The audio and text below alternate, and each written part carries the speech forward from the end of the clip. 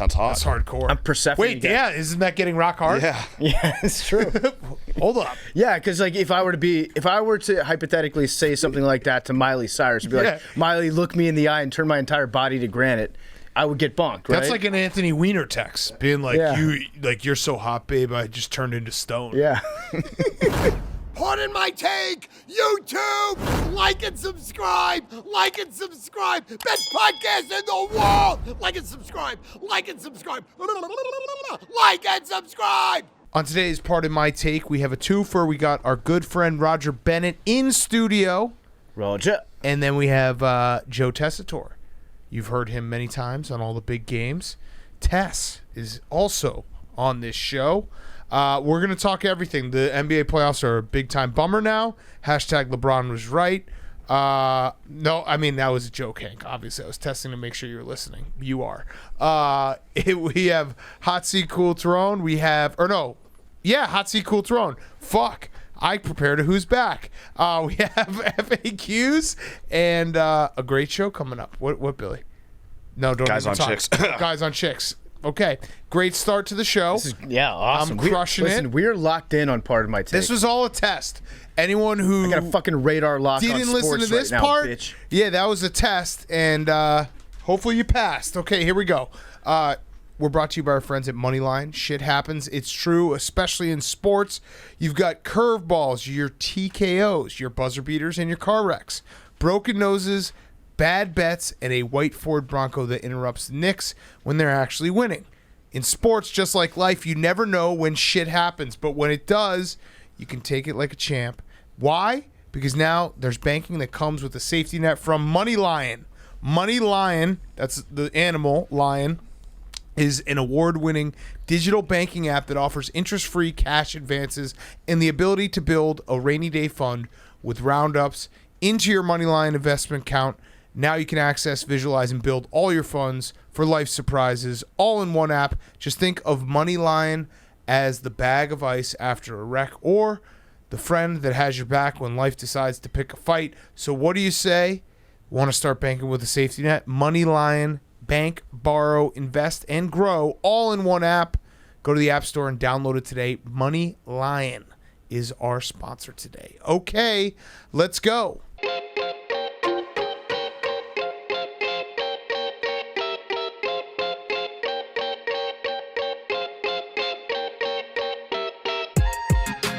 Welcome to Part of My Take, presented by MoneyLion. Bank, borrow, invest, and grow all in one app. MoneyLion. Go download it right now in the App Store. Today is Wednesday, June 30th. And I just want to do the prices right. Bum, bum, ba-dum. Wow. That's what the NBA playoffs have become. Giannis, I don't know, he like broke his leg, ACL, everything. Yeah, Dr. David PFT says, I personally think it's an MCL, Big Cat. Yeah, and I then, think he may have escaped without an ACL, but whatever it is, his ligaments are not made out of ligaments. They're made out of like rubber bands because it's crazy. Like my leg would have, my body would have just blown up. No, I I mean, just given up at that point. shoot me like a horse. Yeah. if that happens. Bring to the me. tarp out. Trae Young wasn't even playing in this game. Is LeBron James correct? Will LeBron James do another Instagram post saying he's correct? That's a definite. I'd actually say that we should give credit to Reggie Miller. Reggie Miller was mega right about resting the players. Yeah. The new formula should be you sign star players and then you just try to win all the playoff series against inferior teams with your role guys, and then you put your stars back in for the finals. Yes. And listen, Reggie Miller maybe has never seen a catastrophic knee injury. Not saying that's what Giannis had, but you can walk with an ACL. Mm-hmm. You can walk if you tear your ACL. You can walk if you you can. Like he was saying, oh my God, he's walking off. That means nothing. Yeah. That means nothing. Trae Young is on the bench, like jumping around. Trae Young is jumping around. I still believe, and I know that this has now become. There's so many guys injured that it's the weirdest playoffs ever now that Chris Paul and Paul George are the healthiest guys out there. But Kevin Huerter. A lot of these injuries are kind of freak injuries that I don't know if that has anything to do with playing the season with shortened rests off of the bubble. I just think there's a lot of freak injuries. They've happened all at once. Who knows? But it sucks. It's a bummer. The Bucks, it's just a fucking bummer. And I know that everyone was already saying like, oh, these playoffs are the best teams are, the Lakers got injured, the Nets got injured. It doesn't really count. It's still an NBA title. If the Bucks had gone through and won the NBA title, like that still counts. No one gives a fuck about who else is injured. It sucks when you have this happen, and now they're showing Milwaukee, the Deer District. People got to be pretty bummed out. The dojo. And I think Giannis right now, so we're watching this with 5 minutes left in the game, and he's sitting on the bench, and I respect what he's doing. He's basically, in his head, he's probably like, if I can just sit on this bench and not have the doctors look at my knee, maybe when I get up, when I stand up, I'll be okay. I've done that many times with like my back and my ankles where I've hurt them, and then I sat down, I'm like, you know what? If I just chill out for a minute, like when I get back up in 20 minutes from now, I'm going to be fine. I'm currently doing that with my kidneys. I've been doing that with my kidneys for the last 2 months. I had one follow-up appointment, which I went to, and the guy was like, I got to be honest, these are some of the most fucked up kidneys I've ever seen. You got some bad boys. Yeah, he's like, sit down, son. And then I just decided, you know what? A great way to avoid getting any further bad news is just stop talking to doctors. Yeah. So I just go to work every day, and I pretend like nothing's wrong. And then once every 3 weeks, I get a stabbing pain in my side. I'm like, well, body's taking care of itself. So with any luck, if Giannis just stops going to doctors, you can never be diagnosed with an injury. So, I mean, side tangent off of that is I really do think that we're a big enough company now that we should have a team doctor at Barstool Sports who just sits upstairs and you can just walk in and be like, hey, I got kidney stones. Hey, my back hurts. Yeah. Now, how quickly that would become, hey, the team doctor at Barstool Sports legally prescribed everything, I can't say. Probably pretty quickly. But we should have a team doctor. Back to the game. I do think the Hawks they kind of were going to win this game without Giannis getting hurt. Like, I know Hank just sitting there just saying game after every made shot. That was pre-injury. The Hawks were playing like a spirited, like, hey, we're coming out here. Everyone in the world thinks we have no chance without Trae Young. Fuck the world. Lou Williams going off. Like, I don't know. I thought they were going to win this game. It felt like they were going to win this game before Giannis even got hurt. I got to say, watching Trae Young jump up and down, he gives me like LaDainian Tomlin on the sideline vibes. Remember that? I think that was when Phillip Rivers was actually playing with a torn ACL, which Reggie Miller was which like, you can't how is that do. impossible? Yeah, I mean, Phillip Rivers is not really a run-first quarterback. No. But he was still playing in the AFC Championship game with it. But that's what, like, Trae Young, he's very animated for a guy he's got a bone bruise on the sidelines. Yeah. So deep bone bruise. And he was playing the rest of the game on deep bone bruise. Deep bone. If you have to ask the question, is Atlanta better without Trae Young? Because you got, Kevin Huerter. Dude, you know he's the logo of his high school? I love it. His high school changed their logo to like a silhouette of Kevin Huerter after he graduated. Yeah, I mean... He should be the new NBA logo. Yeah. I love Kevin Huerter. Kevin Huerter. Ginger Jordan. Lou Williams. Lou Williams has been on fire as well. I think he's... Yeah. I do want to give a shout-out to PJ Tucker, though. Did you see his jersey tonight?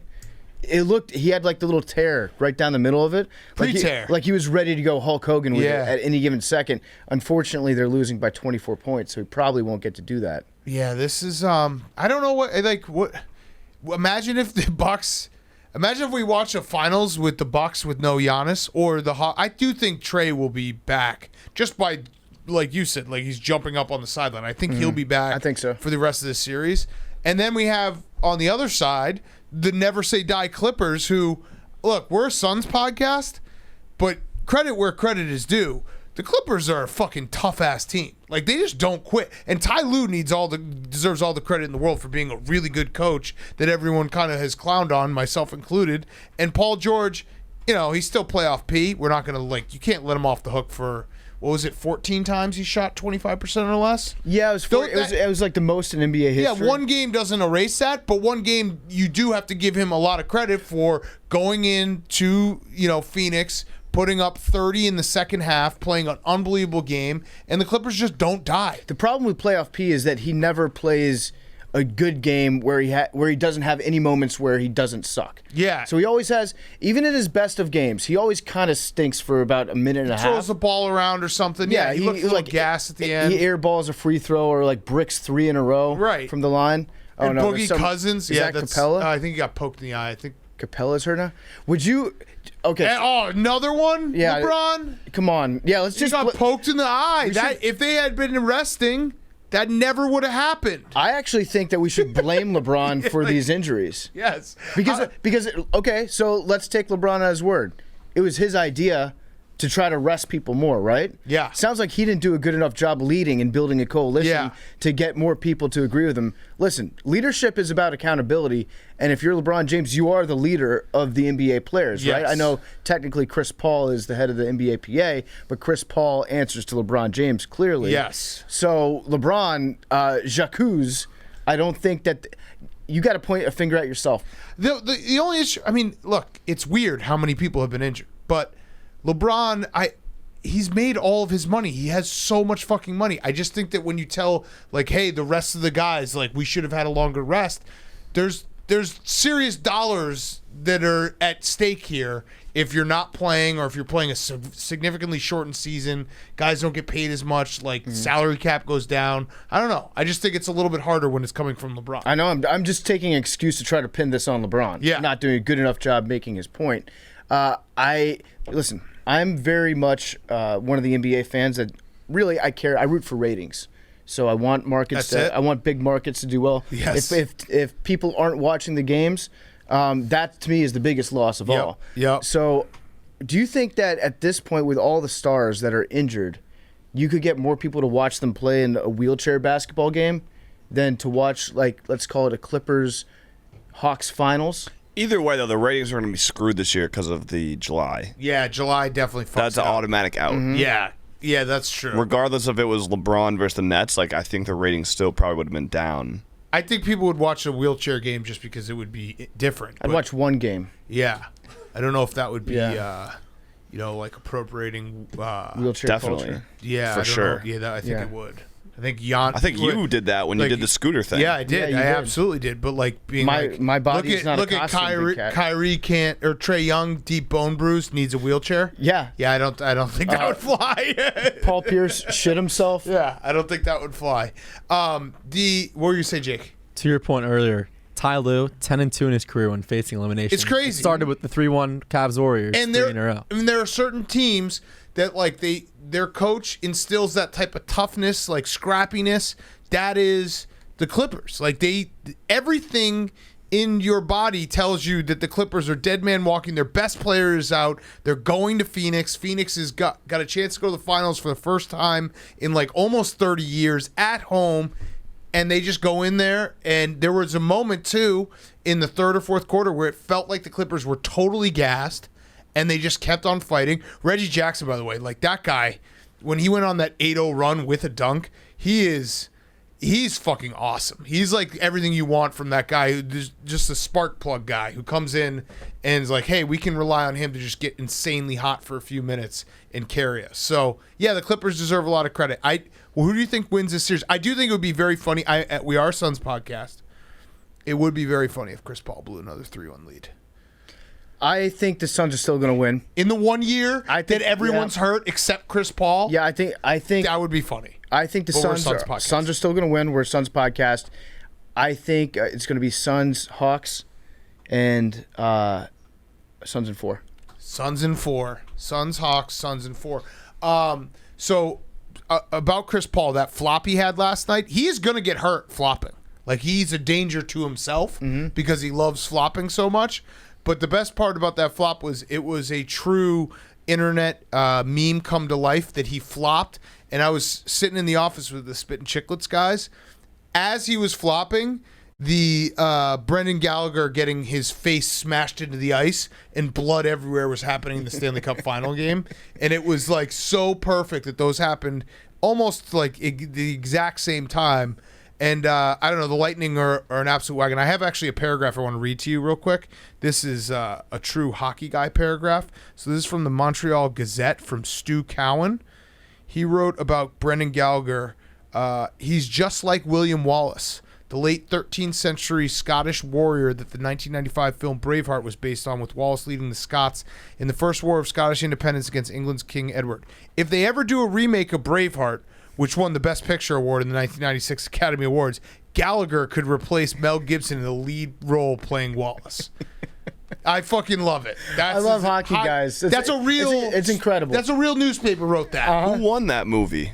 Good point. They fought like warrior poets, Hank. They fought like Scotsmen. They won their freedom. Speaking of So at that, the end, that's the Canadiens in this series. Yeah. I think they probably will get shit pumped by the Lightning. Well, no, they could come back and win their. Someone's dick is getting cut off at the end. That's all that we know for sure. Yes. But yeah, I mean the Lightning look like they're almost unbeatable. But I do feel like we should take some time to point out the fact that the Lightning, the cap gymnastics on the part of the Lightning. But I have no problem with that. We talked about it with captain- Biz. Yeah, cap gymnastics. No, I mean those are the rules. I just we talked about the exact same They're thing. capping, big cap. Yeah, it's cap. Listen, Hank, I found one way to make an excuse out of my prediction of the Canadians winning, and that's just like putting all my eggs in the these guys cheat by exploiting the cap rules basket. So that's what I'm going to stick with. But when we had Biz on, Caps here. the only time he was coherent was talking about, or maybe it was with Whitney, talking about exactly this. That like, what are you going to do? You can't. It's the rules. The Blackhawks did it in 2015. Now that was a little different because Patrick Kane got hurt in the season. They did it where who was it? Kucherov was just out all year, and then they brought him back. But the rules are stupid. Like, the rules are stupid that the salary cap doesn't count in the playoffs. Well, also, it's that, and it's also if you have players that are good enough to get, like, if you can get to the playoffs with some of your stars injured that you're paying a lot of money to, then that benefits you. So that just means that the rest of your team is really good, and then you can get those superstars back, and their money doesn't necessarily count. The rule sucks. So the rule sucks. And I also think that if you're in the NHL, they're so bad at doing everything related to governing the game, you could just have a bunch of star players and pay them too much money and probably never get caught. It's like the Rams trading draft picks that might not even exist. You can just lie. You can just say, okay, we're only paying this person this much money.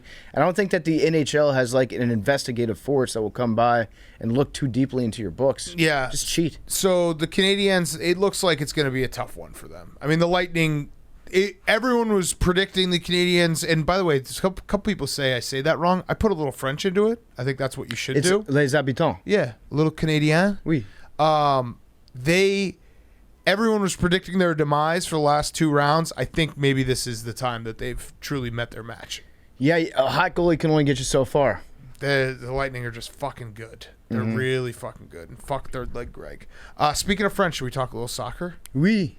Français. Oh, je suis désolé. Les Suisses gagne pour les Suisses. Our favorite 19-year-old is the GOAT for all the wrong reasons. That was two wild games on Monday. It's growing What is this pains. for? Growing pains for Euro. Mbappe. This is for the Euros, bro. Yeah. Is this every year thing? Every 4 years. It's So it's 2 the World years. Cup? 2 years when there's not the World Cup. Yeah, it's the Euros. So at the same time as the Euro is happening, the Copa in South America is happening. it was funny because Hank was like, I'm so over soccer. Whoa. I was never. Yeah, I was that's never true. under soccer. But you did say it You're a today. Super League fan. You said it today when Monday had objectively maybe the craziest day of international soccer ever in terms of how crazy both those games were. They were insane. The England fans were cool today. I'll give them that. It's coming Okay, home. there we go. I don't want to be a Hank. soccer hater. I don't want to sound like a soccer hater. You're coming off as doesn't one. doesn't do it for Well, no, me. he's But that's not. fine. You know what? I'm happy for he's you not guys. really coming off as soccer. He's coming off as uncultured. Yeah, that's true. Someone really- did say that when I talk soccer, they were like, "You sound so much smarter." I was like, "Thank you." You really Appreciate bringing that. down the like sophistication level of this podcast. We are a football podcast. Football Football right now, and yeah, it's coming home. I like England. The problem with England is right now they look convincing in their win against Germany. Now they have expectations. They're the favorites to win, and that's a very bad place for England to be. We'll get into it a little bit with Roger Bennett, which we recorded 2 weeks ago. Yeah, before any of this. But now there's severe expectations on England. Yeah. And that is prime, like Harry Kane's going to miss a penalty kick Never in a the good thing. semifinals. He's going to sky it like Baggio, hit the moon with it. It is great how it seems like it's just 95% dudes in the stands just going fucking ballistic. yeah, The lads. it's just taking their tops off. Yeah. The fucking Czech, I think maybe. No, the Swiss guy. No, but there was no. But I'm saying like the Swiss guy was electric. Mm-hmm. The entire it might have been Croatia or Czech, but whatever. They went to it, and it was every guy had their top off, and none of them should be tops off guys. Like they were all 30 to 40 pounds overweight, but they were just vibing out together. That sounds like Czechoslovakia. Yeah, I think because it was I Czech. think Croatia, if you saw them, a lot of those dudes are in shape. They got Yacht Week to get ready for. Yeah, that's true. Yacht Week is the. We should do Grit Week, Yacht Week at There some was point. a brief second where I was like, Yes. I'm gonna do Yacht Week, and then I realized I'm not attractive or in shape ever to do Yacht Week. Like Yacht Week is the week that you show up to because you saw a commercial on Instagram, and you're like, all right, so when does the fucking start? And they're like, oh, I'm here. you shouldn't have signed up for this. My body's here. We're gonna stash you like fucking Leo in the Titanic down on like the 4th deck. There should definitely be somebody that's like the Navy. The Croatian Navy should be in charge of policing the waters just to make sure no unhot people. Yeah, do it. right. You're too ugly. Get out of Yeah. here. Go over to Greece. No, Greece is hot too. Is Greece hot? Yeah, Greece is hot. Hairy but hot. Yeah, hairy. Very hairy, Oily. but very hot. And listen, I love the Greeks. Yes. Great Yes. lemon soup. Great lemon soup. Great I gyros. love Giannis. Giannis. Great ligaments in Greece. Great economy. Eh, Yeah. eh. Good system of government. Sick Instagram 3,000 years ago? pictures in that one hotel with like the white roofs. They've got great blues. Yeah. Good blue colors over Great there. blues. A lot of smart Great guys blues. back in the day. That's true, but also kind of pedophiles. Yeah, A disavow. lot of them. Disavow. Disavow that. Tzatziki is elite. Yeah, oh yeah. Pita. Oh yeah. Great And sauce. an elite one, yep. Great Hummus. sauce. Yeah. Hummus, elite. The 300. They had 300 just dudes. Dude, Spanakopita when it's done right is the best. That was Rome. That was Sparta. Sparta, yeah. Right? Same The thing. Saganaki, the flaming cheese. That shit is awesome. Wrestling, And yeah. it's like going to hibachi. It's like you clap for it. It's an experience. Like, oh shit, they lit the cheese on fire. Pete Sampras. Pete Sampras, Greatest American, Greek athlete. but very hairy. Extremely. I would say. Wait, was Jimmy the Greek. Jimmy the Greek? No, Also disavow. What else we got? Greeks. I think Agassi may have been from like ahead. Syria. Mythology. Yep. Neptune. Kind of hit that. One's got to go. Zeus, Poseidon, Nike, Hercules. Nike is a god. Oh yeah. Achilles. Achilles was what? He was a Greek god, right? Yeah. Yeah. Oh my God. He's an Olympian. Achilles. No. Poseidon's Achilles. a badass. I love Poseidon. Achilles was injury prone. Yeah. He got fucking Big red flag. smoked on his leg. Yeah. He was the Poseidon original. awesome. He was the original. Like, you know, the playoffs were kind of ruined once he got taken out. Yeah. Yeah, Oh, true. Zeus, That dude. war. Why didn't we mention Zeus? Yeah, it was the Trojan War, right? Zeus is the best. Zeus is the guy. Yeah, but one's got to go. Wait, what was it again? I think I said Zeus, Poseidon, Nike, Achilles. Achilles. Achilles, gotta go. Yeah, get Achilles Gotta out. go. Gotta go. Liability. See ya. Listen, it's a put up or Medusa? shut up league. From Your best ability is availability. Achilles. Smoke? Was Medusa smoke? Isn't No, that, like, Medusa's the god the of fat sex? chick with the octopus. She had a all great over the place. personality. Yeah. Oh, Yeah. who am I She was thinking cool. of? She was like a She was like a sister to softball me. catcher. Like there's a chick that's like down to Still hang, might. you know, like one of the guys. Those who gaze into her eyes would turn to stone. To Medusa? Yeah. Damn.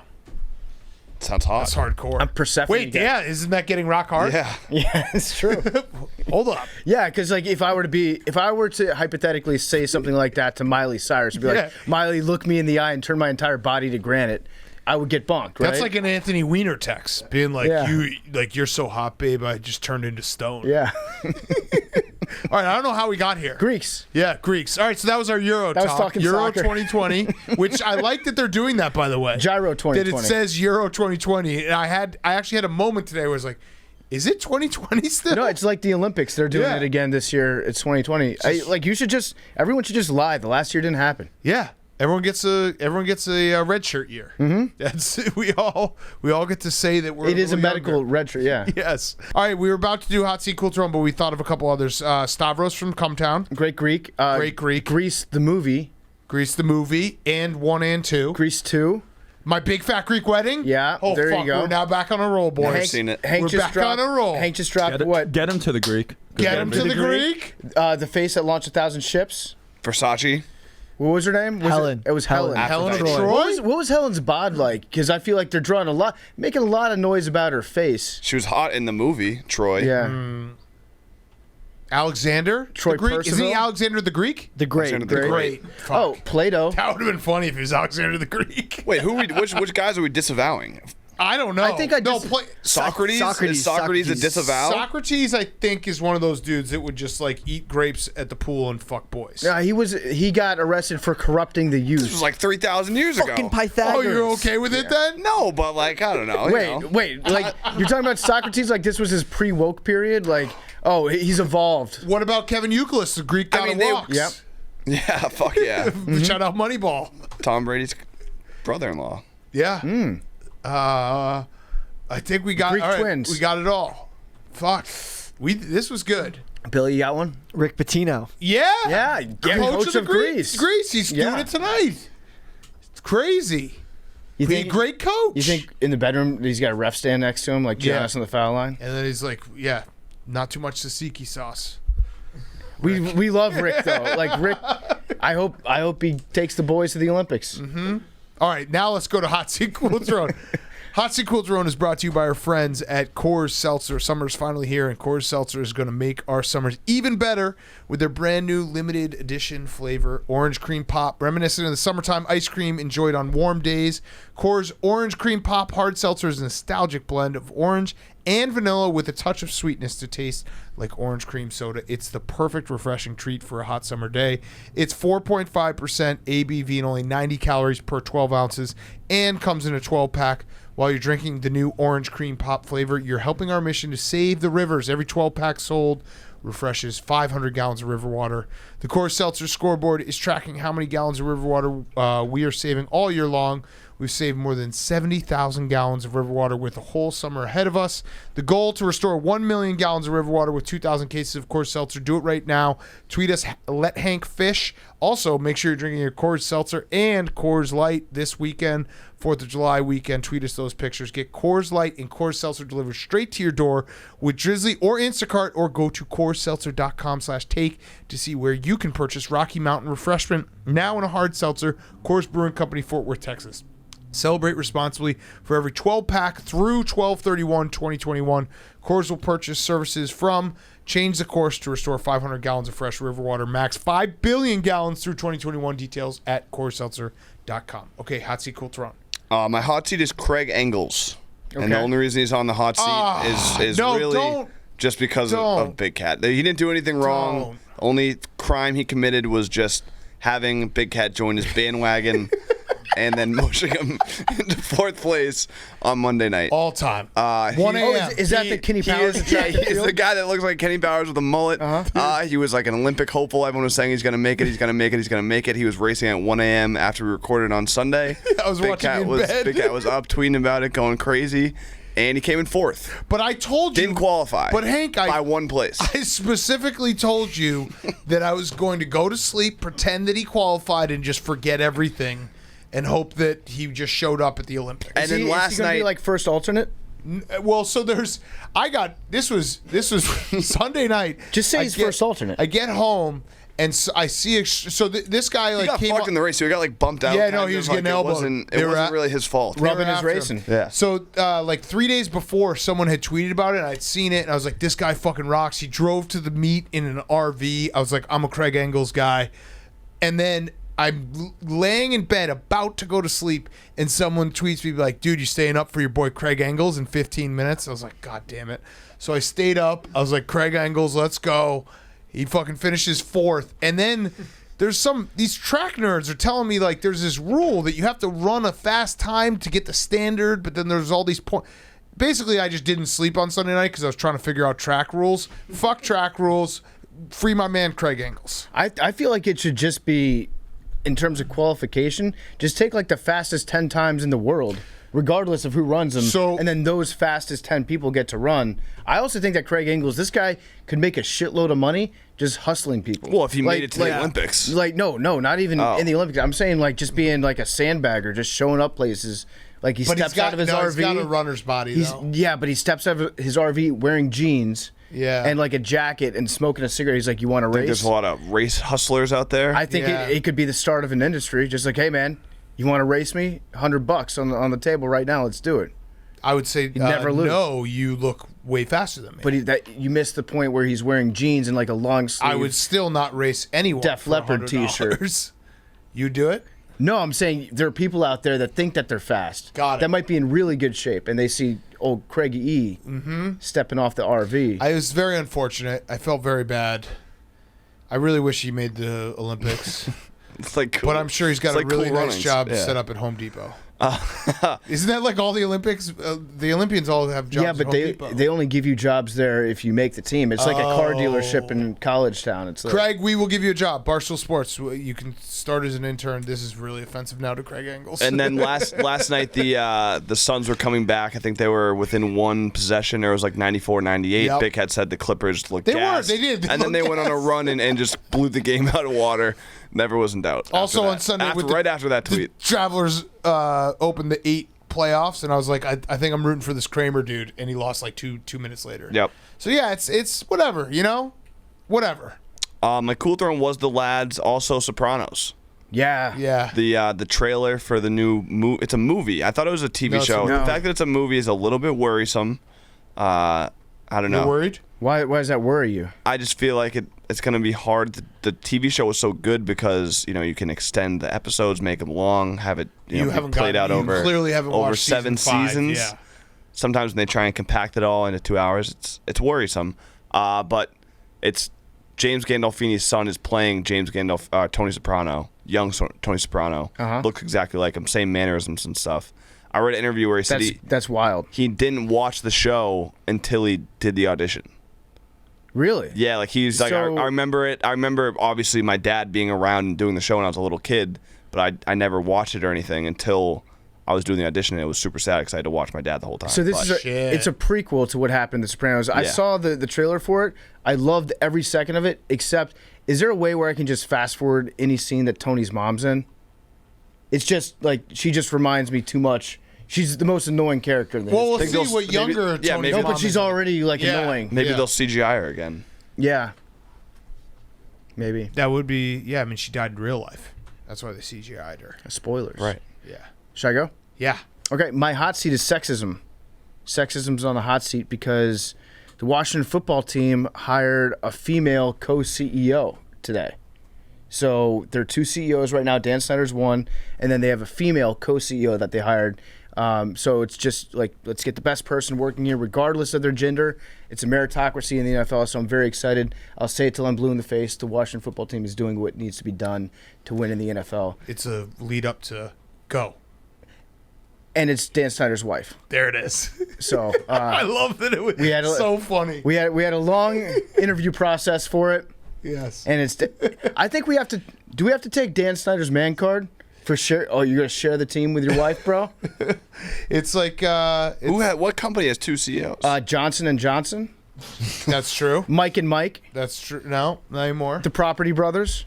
Yep. All right. That is Listen, true. all the great organizations, Yeah. too, Hank. It's There's a long list. threw that out there. Yeah, that was very funny that it was like trending. I was like, wait, they hired a. Oh, okay. Yeah. So I don't know. It's probably not going to make a single bit of difference, depending on what happens with the report that's eventually going to come out, or maybe they're just pulling like what we do with a doctor, and they're just never going to put the report out that they commissioned. Yes. But depending on what they say, in that it might be a way for Dan Snyder to be like, I've transitioned the role of CEO to my wife. It would be also So funny hands if, off. if he made his wife the fall guy. Yeah. Like, just Well, you know what? set her up to then take all the blame. She can't testify against him. There he is. Husband and wife. Yeah. So, yeah, my other hot seat is Pooh Shiesty. Pooh Shiesty, the rapper. I'm sure you're all familiar with him. Hank? Mm-hmm. Yeah, so he got arrested because he was committing a robbery down in Miami, and he brought his own money to the robbery, as one does. He had like a bag filled with $100 bills, and he dropped the bag out of the side of his rental car during the robbery where he shot a guy, and then they took the bag and they compared the serial number on the $100 bill to some serial numbers he had flashing cash in his Instagram stories from like a month before, matched up personally. So Pooh Shiesty got a federal charge today. I'm pretty sure the car he was driving to, he used in one of his music videos. So that was another Pooh Shiesty, not a match it up. Yeah. not a criminal mastermind. He also I really thought he would be. He also has a lyric that was like, "I can't stop doing robberies still, man. Damn." At least he's honest. Yeah. Dude, I went down a little Pooh Shiesty rabbit hole today. He's shot like 4 people in the last year, apparently. Oof. Like, the dude can't stop shooting. His And ad lib dropping. is sick, though. His ad lib? Yeah. I know that's what I've been saying about him. It's unfortunate. It's like, He doesn't sound like a guy I want to have on my bad side, so I'm a Pooh Shiesty guy. yeah, big Pooh Shiesty podcast. Mm-hmm. My cool throne is the German coach who was eating that boogers. wasn't Yeah, he got caught eating boogers again on the sidelines against England. He also smells his ass. Yeah, he smells his ass, smells his armpits, eats his own boogers. He can't stop. Actually, with England, I was thinking about this earlier. Is this a dead mascot tournament for England for Because Prince of Philip? Phil? No, because I feel like it's got to be the Queen, right? But he's a mascot. Yeah, if the Queen dies, If the Queen dies, I'm then putting it's my mortgage on Yeah, England. right. I think it's like maybe one game, but also, I don't know, 99. Dude, rip. R.I.P. Phil though. Let's do a moment of silence. Big ups to our guy Phil. one. He's out there. Respect. What? Only half of his sons are pedophiles.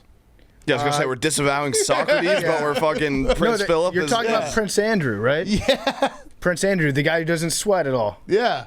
So that's 50%. That'll get you in the MLB Hall of Fame. Prince Andrew should develop deodorant like antiperspirant. He should be like, "Hey, this is Prince Andrew for Old Spice." All right. Billy's just liked that one. I don't know what he's doing. He's writing something down. All right, my hot seat is Scottie Pippen. He's just got to stop talking.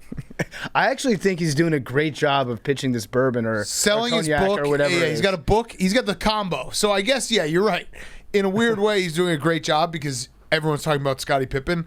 But calling Phil Jackson racist for drawing up a winning play to Tony Kukoc, and it goes against like everything that everyone knows. Not only that Phil Jackson, like he wouldn't, like that's Jerry Krause's guy, Tony Kukoc. So why would he call up a winning play for him? And then also like Scottie Pippen. Like the whole thing, Scottie Pippen, you hated Tony Kukoc. You said it in the documentary when he came over. Like all these things make no sense. So it was nice to see Scottie Pippen just go like he just shot the moon. You know what I mean? He's like, fuck it, Phil Jackson's racist. The only thing I'm pissed off about is like, what are we, chopped liver? Yeah, Scottie Pippen, you're going on all these different podcasts and Come on the shows show. and leveling just fiery takes and wild accusations, and you can't be bothered to zoom in to pardon my take. Do you think Scottie Pippen? Maybe this is what he's doing, and he's just a sneaky genius. Do you think like maybe he calls up everyone that he played with and all his friends? He's like, listen, I'm gonna say some shit, but none of it's real. Maybe. I'll talk to you in August. Or he's on a scorched earth tour, just getting back at everybody that's ever slept with Larsa. Yeah. But it sucks. I think he just needs to stop talking because I love Scottie Pippen, but it feels like he just keeps going. He just keeps going and going. And I don't think he's done. I think is the book even out? No, Scotty. I hope the book's Care out. to come on Part of My Take and discuss? Yeah, I will absolutely. No, I don't actually. No, I don't want him on here because he'll just say a lot of stuff that will like hurt me. November 16th, 2021. Oh my God, we have so many months. Wait, before his book he'll comes say out. stuff about you? No. I'm saying he'll say stuff that like you'll get him set up to say something that's like like Michael Jordan's a fucking loser or something. He'll Yeah, say that. I want him to No, I say don't that on want this to do show. I don't want to do that. Scotty, Think stay about away. Big Cat. Think about how Worry many. about your book. Think about how many retweets that quote card would have. of Yeah. Michael And Jordan is no a one would loser, even Scottie put part in Pippen. my take on it. Yeah, that's true. Yeah. All right, my cool throne. This was actually my who's back because I thought we were doing who's back, but it's relatable to me. But I think it's relatable to everyone. My who's back is goodie bags. So I've been doing the two-year-old birthday party circuit. I forgot about goodie bags. Yeah. They fucking rock. So is it like, when you go to a movie and you watch a Disney or Pixar movie, it's like there's some stuff in there for the adults too. Do they include No, that I haven't had that yet. But just the idea, like think about because when was the last time you had a goodie bag? Like 25 years. Is that, I'm trying to think when I fucked Derek Jeter. But you get a gift for going to a party. Mm-hmm. That's incredible. It's amazing, yeah. It's the best. So what goes into a 2-year-old's goodie bag? It's like toys. Can I guess? Yeah, no, it's toys. Yeah. Okay, so like a little figurine maybe of my favorite TV show. You don't know ages, so you're like, all right. So it's like car keys, Game Boy. Yeah, right. Like Challenge 24. Yeah. But yeah, goodie bags are fucking awesome. So I just you probably haven't thought about goodie bags in a really long time. They're back in my life, and yeah, just getting a gift for showing up to a party is just a hilarious concept that makes no sense, but is really cool. How does that work with like a 2-year-old's birthday party? Do all the parents like just stand around the outside of a ring like it's a giant octagon filled with toddlers and just make sure no one's hurting each other? No, I mean, no, you just let them go? Yeah, they walk. I mean, they're like real people. Like now. free range? Yeah, free range kids. Go for it. Yes, All right. fully. Anything the sun touches, Yeah, is yours. Jake, go ahead. Hot seat is Mike Francesa. Tweet/video resurfaced from 3 years ago when he said, quote, "The Yankees are lucky they didn't get him," in regards to Shohei Ohtani, who hit 2 home runs off of the Yankees today. Yeah, he's been Mike and the Mad Dog. That's tough. A couple of years ago. Cool throne is Big Cat Your Goat, Novak Djokovic. In his opening round of Wimbledon, he won a game in 44 seconds. 4 consecutive aces. I had never seen that before. What? It's insane. It's the quickest you can ever win a It's game. an unbelievable All clip. The guy does not come within 5 feet of hitting the ball. It's incredible. As a big, It's actually one of the craziest clips as I've a ever big I seen. both tennis tweeted fan, it yesterday. when you said he won a game, I thought that he won the entire. No. I Like- thought that like too. how we I thought say that a too game. when I clicked into it. I thought the guy was gonna retire in 1 second. There's a point. There's a game. There's a set. Yeah, I know, there's a match. but I'm just saying my cool sports brain was like, Yes. wow, he won the whole thing. And I'm I was watching like, no, it this right is now. tennis. Like it's This guy's not even trying. no, it's just incredible serves. There's nothing you could do about it. But No, maybe he's like not move trying. over to Yeah. the right a couple Or, feet. like, Yeah, but just then go wide feign. instead of down the tee. Just be like, Right. That's what I'm saying. If I would break an ankle or something, you have to fake an injury. He's also just leaving the middle open. Yeah. Dude, play some defense. So At some Congrats point, to your goat. you got to guess one way or the other, and just like sprint to that side right when he serves it. Hope that you're correct. right. At least No, he didn't even try. At least get a hand on He didn't something. even So you don't try. get aced 4 times. He didn't even try. 44 seconds. That's Dude, incredible. he hit it in the same spot every single time. Hey Hank, I can't help but notice that your caption was, "I would take a fall and say my ankle was broken if this happened to me 4 times in a row." Playing tennis, that sounds a lot like what happened last summer with Jake Marsh, where he hurt his ankle. Was that are you taking a shot at Jake? No, that wasn't. It is strangely coincidental now that you say that, but Just I think thought it Jake was was. I interesting. think Jake was winning that tennis match. That's the only difference. All right, let's get to our interviews. We have Roger Bennett first, and then we have Joe Tessitore, and we also have a new sponsor alert. And this one, we basically we spoke this one into existence. It's Dave & Buster's. Whoa. At Dave & Buster's, anything and everything turns into a win. Everything gets more ding, ding, ding. First dates get more ding, ding, ding. Random Wednesday nights get more ding, ding, ding. Even burgers get more ding, ding, ding. And also 3 layers of bacon. Dave & Buster's can transform a regular night with friends into a moment you'll rub in their faces for the rest of their lives. There's nothing worth more bragging rights than crushing the boys in Pop-A-Shot. I agree with that. Save the planet from aliens and your date. Bless you. Cut that. Save the planet from aliens and your date from boredom, all with the same laser blaster. Dave & Buster's is the greatest first date spot imaginable. That's actually a fact, scientific, because there's no awkward silence that a Space Invaders laser blaster can't disintegrate. Transform a casual friend group into an unbreakable band of brothers. All it takes is a set of matching winter t-shirts or sticky hand toys or D&B acoustic guitars. How about turning small talk into yelling about how awesome this is? One of the 7 new games at Dave & Buster's is a giant-sized Hungry Hippos game where 4 people actually ride hippos. Have you ever tried to have a boring conversation on top of a hippo? Nope. Nope, not possible. Dude, I'm Hungry Hippos, giant-sized, I'm in. 100%. finally, the Dave & Buster's chef really outdid himself this time. There's 23 new menu items. He didn't have to do that. He didn't have to go that hard, but he did. And with new items like Smokehouse BBQ ribs, a chimichurri bowl, and all kinds of flatbreads, we're all thankful for it. So check it out right now. Today calls for some winning. Put some ding, ding, ding in your day with 7 new games and a new chef crafted menu only at Dave & Buster's. We will be at a Dave & Buster's soon, guaranteed. Okay, here he is, Roger Bennett. Okay, we now welcome on one of our favorite recurring guests. He's back in studio, which is fantastic to see you. It is Roger Bennett. He has a new book out, so when you listen to this podcast, it will be out. It is called Reborn in the USA, an Englishman's love letter to his chosen home. America. No, I mean, let's start here. You're more American than us at this point. I think I am more American than Kid Rock, Bruce Springsteen, Kenny Powers. If you squash them all together, that's kind of approaching your American. My levelness just do you feel like? Out of me. Yeah. Do you feel like you know more about America than we do? Right now, to be honest, what do I feel? I feel excited to be in the same room as the human being that single-handedly stopped the Super League. Yes, Super League. Yes, Super League dead. Put a stake into it. I noticed you didn't thank me. Well, it's like not every day you get to meet someone that has performed that kind of task, both geopolitically with those kind of consequences. I mean, you think who's in your category? Jesus. You think Mother Teresa, maybe, arguably, in with a shout. Your listeners will no doubt argue. Bono, definitely. You like Bono, but more modest, less modest. That would be sick if we could actually force people to have iPhones that had our podcast already on it. That's how we got number 1. Wait, so all right, so the big question about the Super League, you obviously were against it. Football is a sport. We had our guy Troops on saying that soccer or basketball is a business, baseball is a business, football is a sport. It's for the people.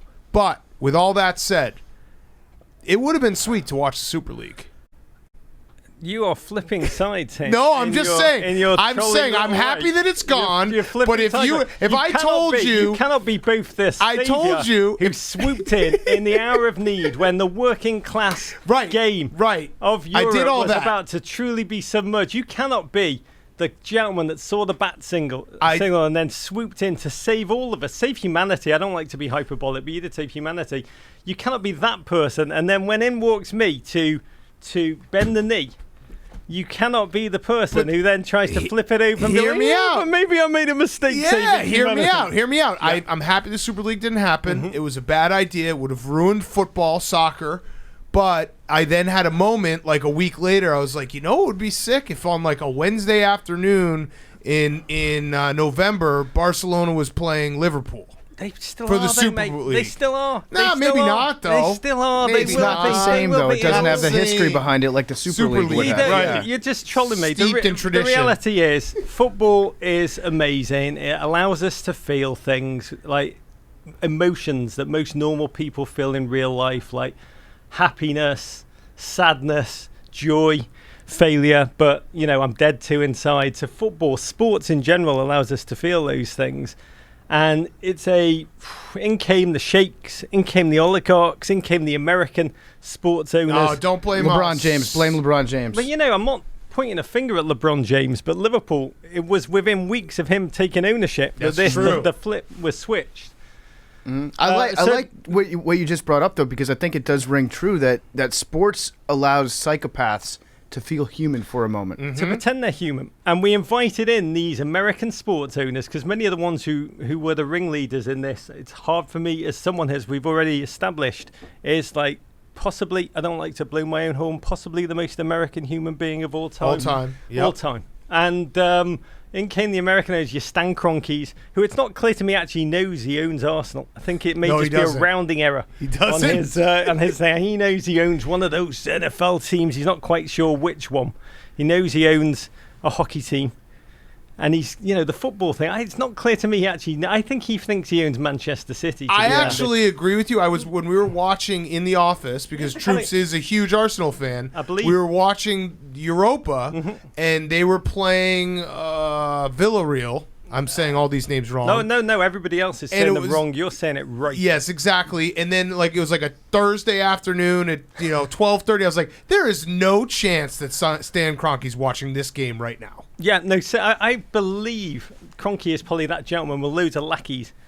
And he's ultimately, we won the league again, right, guys? And they're all just like, yeah, telling me owns Manchester City. So you got your Kroenkes, you've got your Boston Red Sox owners, and you've got your Glazers, your Tampa Bay owners who own Manchester United. And we welcome them all in. They've got ideas, they've got new, brilliant ways of running things.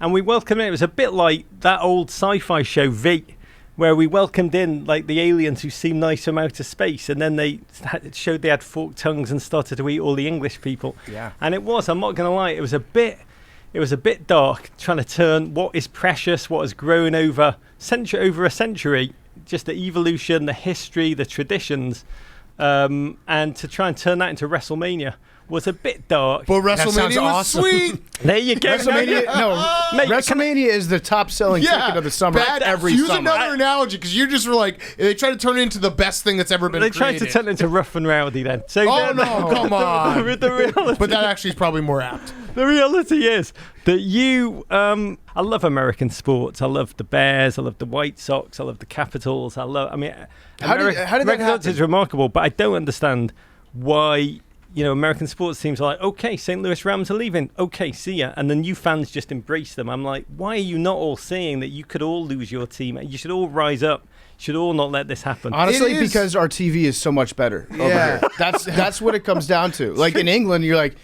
shit, what am I going to watch? The baking show again? No, I better go out and riot. Over here, it's like we have unlimited options. Those are the two options. Yeah. By the way, riot or Mr. Bean as well. I will say on loop. I will say those two options are pretty good. Pretty good. For most English people. Pretty good. The decision tree, Bake Off, or Riot. Yeah. And then maybe you'll be like, what day is it today? Okay. What did we do yesterday? New episode of Riot. Bake Off. Let's watch this Bake Off. I can say, what I don't want to do is to sit here on your couch and look down upon people for whom rioting or Bake Off is enough in life. But I will say, in my book, which I write about, this book is a love letter to America. I mean, it's been a crazy year. This is actually the first time I have left my studio. I built a studio at the beginning of COVID and just tried to create content every day. Like Churchill hunkered down in the war room, just in these dark hours is where the true character of human beings is defined. I've tried to create as much as possible, and it was a weird time for America, and there was no sports, didn't really know what to do, so I wrote this book. And about my love of America, I tried to think. I went back to I love this place. This is the place I've organised my life around. The idea of America as the thing that's been a beacon of courage and tenacity and joy. I grew up in Liverpool in the 1980s. It's the greatest city in the world. It was a dark and twisted place in that time. Unemployment super high, not a lot of hope. It was written off by Mrs. Thatcher. She really demonized the city. We had music, we had football, not much else. Huge heroin epidemic, and the city life was lived in black and white. And I kind of survived by connecting to American culture. I realised English culture was all about, don't worry, there's people who are more miserable than you. You're not bad off. Enjoy their misery. Just soak that up. Their misery. They're worse off than you. And in came American television, Miami Vice. My God, teal had not even been invented in Liverpool when I saw that show. Moonlighting, Heart to Heart, all that crap. And I was just like, oh my God, that is what I want. So in a large way, Bake Off or Riot ultimately was not for me. Mm-hmm. But there's the third option, yeah. It is, which is soap operas. Bruce Springsteen and Public Enemy, and my goddess Tracy Chapman. Tracy Chapman. That's actually on your Wikipedia page that you're a huge Tracy Chapman fan. I don't know how that got on there. How big of a Tracy Chapman fan do you have to be in order to have that listed as one of your characters? Can I say I have never touch my Wikipedia page, which is my birth date is wrong, all kinds of crap is wrong on there, and I left it all. Everyone's like, fix it, but I'm like, when you do an interview with someone, you kind of know whether they've done their research when they're like, you were born 19th September, and I'm like, okay, I know what the interview's going to be. But there's someone beautifully, if it's you listening, because I know everybody in America legally has to listen to this show, if it's you that finished off my Wikipedia page by saying, I think it says something like, he's very fond of Tweed and Tracy Chapman. Yep. Genuinely, I want to thank you. And furthermore, I've just decided, when I die, that is going to be on my tombstone. I can't think of a better Fast summary. car, That's yeah. what I want people to know. He was fond of Tweed and Tracy. Chapman. All the emotions contained between those two. Everything bookends. else doesn't matter. I also want to give Roger credit, so we're going to date this interview right now. So we're going to air it when your book comes out. But right now we're watching the first Group F, the first game in Group F, Hungary versus Portugal, and Roger has given an incredible interview while never taking his eyes off the screen. So credit to you for that. I'm looking at this, mesmerised by this Portuguese team who look like a huge bottle of Draco Noir come to life. What can you have to pick one, the GOAT, and you can't say like, Pele or Maradona or whatever, anyone else in the history, Messi or Pinaldo. Who do you have? I just learned that everyone calls him Pinaldo because all he does is kick penalty kicks. I do want to say this is a bit of a Sophie's choice. Well, this is like in your world, someone at gunpoint saying, "Big Cat, who is the NFL GOAT? Is it Tom Brady or is it Josh Allen?" You'd be like, "It's different. You can make a case for either. You can make a case for either." And I think like the reality is the world is divided. There's two kinds of football supporters. There's football supporters who overpluck their own eyebrows, and there's football supporters who don't. And if you are in the former category, the plucker, you'll normally lean towards Ronaldo. Yep. And if you just go au naturel and just let it be what it is, because you don't give a crap, you normally appreciate the body of work put together by Lionel Messi. This is, though, you say you love America. How much do you love America? Because we have to. Oh, he almost scored right there. We have to frame every debate on who's the best of all time, and every single game. Like if you notice, Kevin Durant, they're playing. By the time this airs, he might be out of the playoffs. But every game, every shot, every dribble is an indictment on whether or not he's one of the greats or not, and like his legacy is perpetually on the line. Yeah. So you have to watch sports that way. The reality is, after I'm now getting a bit. I'm definitely touched deeply by that. Glimpsing that frailty of life. But the obsession of zero sum, that it has to be Ronaldo or it has to be Messi or it has to be LeBron, or you're kidding if you're leaving Scottie Pippen. I mean, the reality is the NBA GOAT is always Luke Longley, and it annoys the hell out of me that he's never mentioned in any of the Bulls' histories. But ultimately, that kind of deep desire to eliminate each other and absolutely crush each other, I'm trying to encourage a sports fandom that's based out of love.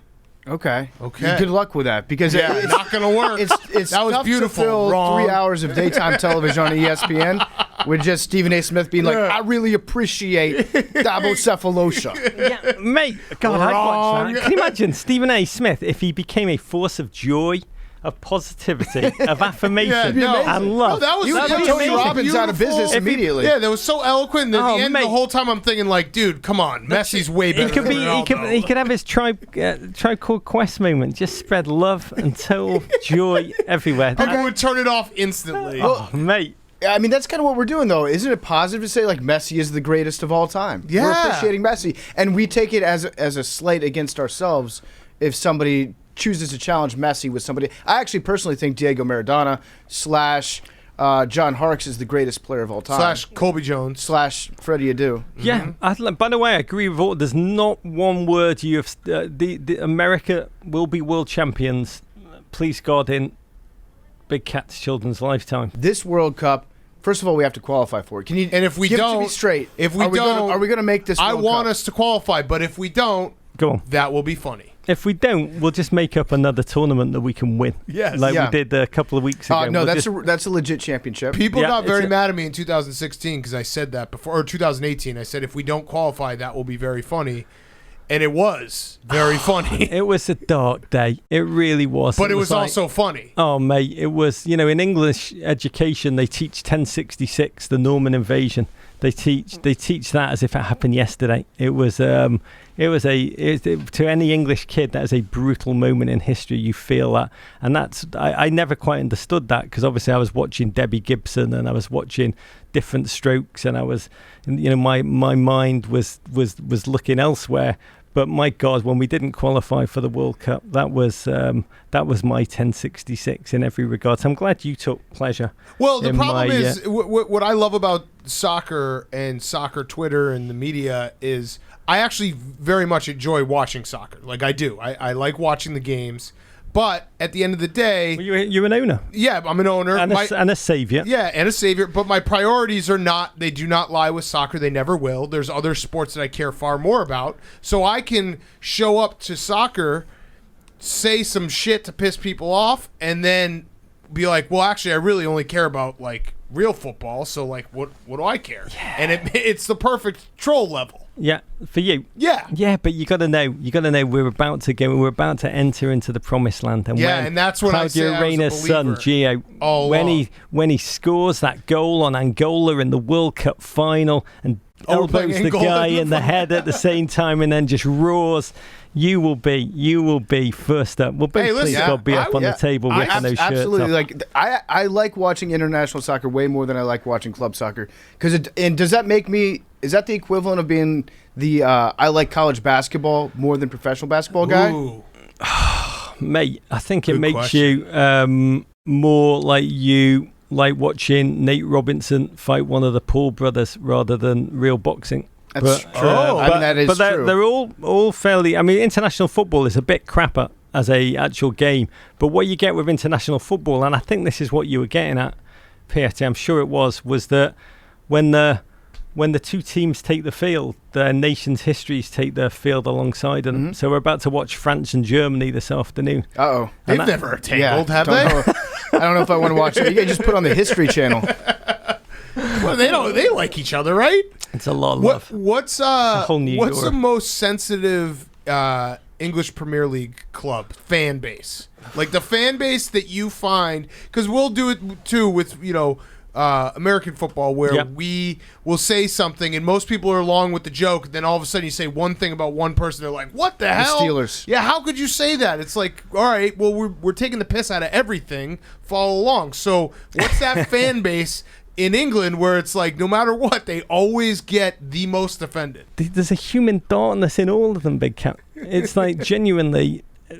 I mean, that the 80s still lives deeply within each team's fan base. I feel like, anecdotally speaking, that maybe not the most sensitive fan base, the fan base that gets the most shit is Tottenham. Is that fair? It feels like they always, because they're always like good enough, but never that good.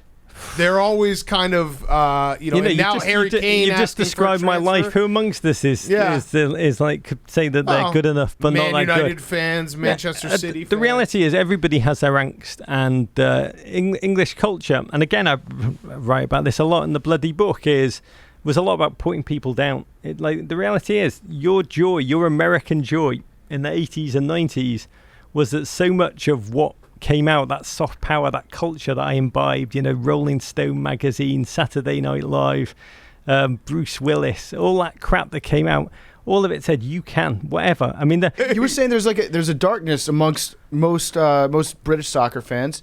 Just most British in general. Yeah. Full stop. Is that even Leicester City fans? After especially Leicester City fans, you won. By the way, rest of the world again saying it wrong. Leicester, we say it right. You say it right. Uh-huh. You make it so. But what about Leicester City? If you hit the jackpot like they did a few years ago, no one thought it was possible. Nobody did, mate. And they end up living out the dream and winning. And they're finished. They were like by far and away in first place, right? I'm a bit angry at the Leicester City fans. The Leicester City. I'm very happy for them. It's amazing what they experienced in their lifetime. Genuinely, I'm so thrilled for them. I'm also a bit annoyed that it happened because it gives you hope. It's true. It's one of those things that gives you hope to like. It's basically like George Mason going to the Final Four, and you're like, or every year when some team gets into the college football playoff, and you're like, hey, Washington could beat Alabama. No, they can't. It's Pete Davidson dating another supermodel. Yeah, right. Right. One day. Ultimately, we have a debate on our show all the time because my partner Michael supports a team, Chelsea, that win a lot of things. So his approach to sports is all about winning. And that, by the way, he's the true American. When he first, but he's not the New Orleans Saints, the New Orleans Aints, Bum Phillips, hilarious, all that stuff. Ultimately, when Chicago Bears, one of the joys when I did move to Chicago, finally, I just went over there after university, first opportunity, moved to Rogers Park, where I'd never set foot in, but I thought it was hilarious that they had a little place that had my name. And I became friends with people, and they'd invite me around to the game. And I loved, on Sunday, just the same people coming together, just joyously watching the Bears crap the bed, bagels, beers, just amazing times. Ultimately, the memories are what are important. Knowing you're going to watch your team, Chicago Bears, you're going to watch your team, Swansea City, you're going to watch your team, whatever, I mean, Capitals, both of you guys, Capitals. I mean, the funny thing is, so many of the teams that I do support, I am drawn to the darkness. So many of them are historically self-sabotagingly awful. The Chicago White Sox, this is our year. And, I mean, that's the reality. It is the communal memories, the memories that you share with the Cats' kids as they get older, your family, your friends, all that crap. It is those shared moments. And when something randomly good by chance does bloody happen, which it is so fleeting. I mean, it's life. I'm not really talking about sports. Life is crap mostly. This life is dark, many challenges. But when you get a moment of happiness, of joy, a TJ Oshie goal, when they're short-handed, just just savor it. Savor that memory, and you just got to learn to dance like you're at your own kid's wedding. It does make the highs higher when the lows are so low. So at Capitals, especially, like when they won the Stanley Cup, I felt like I had earned something because of all the shit that I had seen and like all the heartbreak. So that one moment was a lot different for me. Like I actually felt like you said, I was a psychopath that was pretending to be human, and for a brief moment, like I was the most human person on the planet. Like everybody else. Did you like it? Yeah. Oh, Did you like it felt I never want to go back, moments? but it felt great at the moment. Like it's good. If I had that one time, it's wonderful. If the Capitals were to go on and win, if they were to be perennial champions, I think each one would be less sweet, and I would quickly develop into the type of personality where I'd be like, I'm a winner. I root for winning franchises, and it's a direct reflection on my personality that they win so much. We had Lewis Hamilton come on the show, and I think he just won his 87th straight championship, and I was just like, what, after you've won this many, do you not just want to go and he looked at me like I was a complete and utter moron, and he's like, no, I've got to win again. Got to win again. And just that was I realized in that moment I was in a Star Wars cantina. We were completely different creatures from completely different planets. There was a competitive fire that burned in that human being, which he had more competitive fire probably in the discarded tip of his fingernail than I have had in my whole body all that time. So in your book, you say, this might be another Wikipedia mistake, so tell me if I'm wrong. You say that you were driven to become an American citizen because of the United States performance at the 2014 World Cup. Oh, America. So if that led you to want to become an American citizen, what have the last 3 years of American soccer made you want to do? Like, did you storm the Capitol? Where were you on January 6th? Were you? I can't provide any proof of my whereabouts. I think my mate Paulie Walnuts can vouch for me. I just say that on our dining room wall, we've got a photo of a gentleman from 6 generations ago. I think everyone says he's my great grandfather, and I always used to say to my grandfather, I'd always say, who's that? And they'd be like, oh, we don't know his name, no one can remember his name. I'd be like, well, why do we have a photo of him? He'd be like, he's the Cossack killer. He's the one, when the Cossacks came for us, he killed them all, saved the family. He's the Cossack killer. And I hope that in 6 generations time my NBC headshot will be on the wall over my family's dining room, and they'll be like, who's that guy? And they'll be like, oh yeah, we don't remember his name, but he's the one. He's the one who brought the family to America, and that is genuinely my wish. It's a weird thing to it's great to say, but it's the greatest achievement of my lifetime. I also think as an American, it's refreshing to hear that from time to time. Yeah, because in the news, there's a lot of bad stuff that people are always talking about. There's certainly some things we could be doing better as a country, but a lot of times you lose the perspective that it is, a symbol of hope for a lot of people who would change their entire lives just to become a citizen here. I think that it's important to remind yourself of the luck that we have growing up in this country. When I became a citizen, 2018, to stand in that line with 243 other human beings from 63 countries, I just survived being beaten up in a late night chip shop after the pub shirt in Liverpool. That was like my big survival, or being beaten by a teacher, a bit like the nuns in the Blues Brothers. That was my big survival. But you would look left and right, and you really did see human beings who had crawled across deserts, who'd survived civil wars, who had crawled here, driven by that same notion of America, that joy, that wonder, that sense of possibility. And so what you say, it's a tiny bit sincere for this show, so I'm going to dial it back in. But my life has been very much like the first half of Scarface. It's just, and I'm incredibly. What about the second half? I always turn it off. It has. It's been like that, and I'm so. There's not a day I don't wake up in Manhattan and take for granted the opportunity to live here. Well, you were in your bedroom just looking at the Statue of Liberty. Yeah. That city is like a big pussy that's just waiting to be fucked. Yeah, right? The world is yours. Roger Bennett. It's Scarface, not me. I love it. Everyone go buy the book. Roger, I'm quoting cinema. Yeah. Everyone go buy the book. Reborn in the U.S.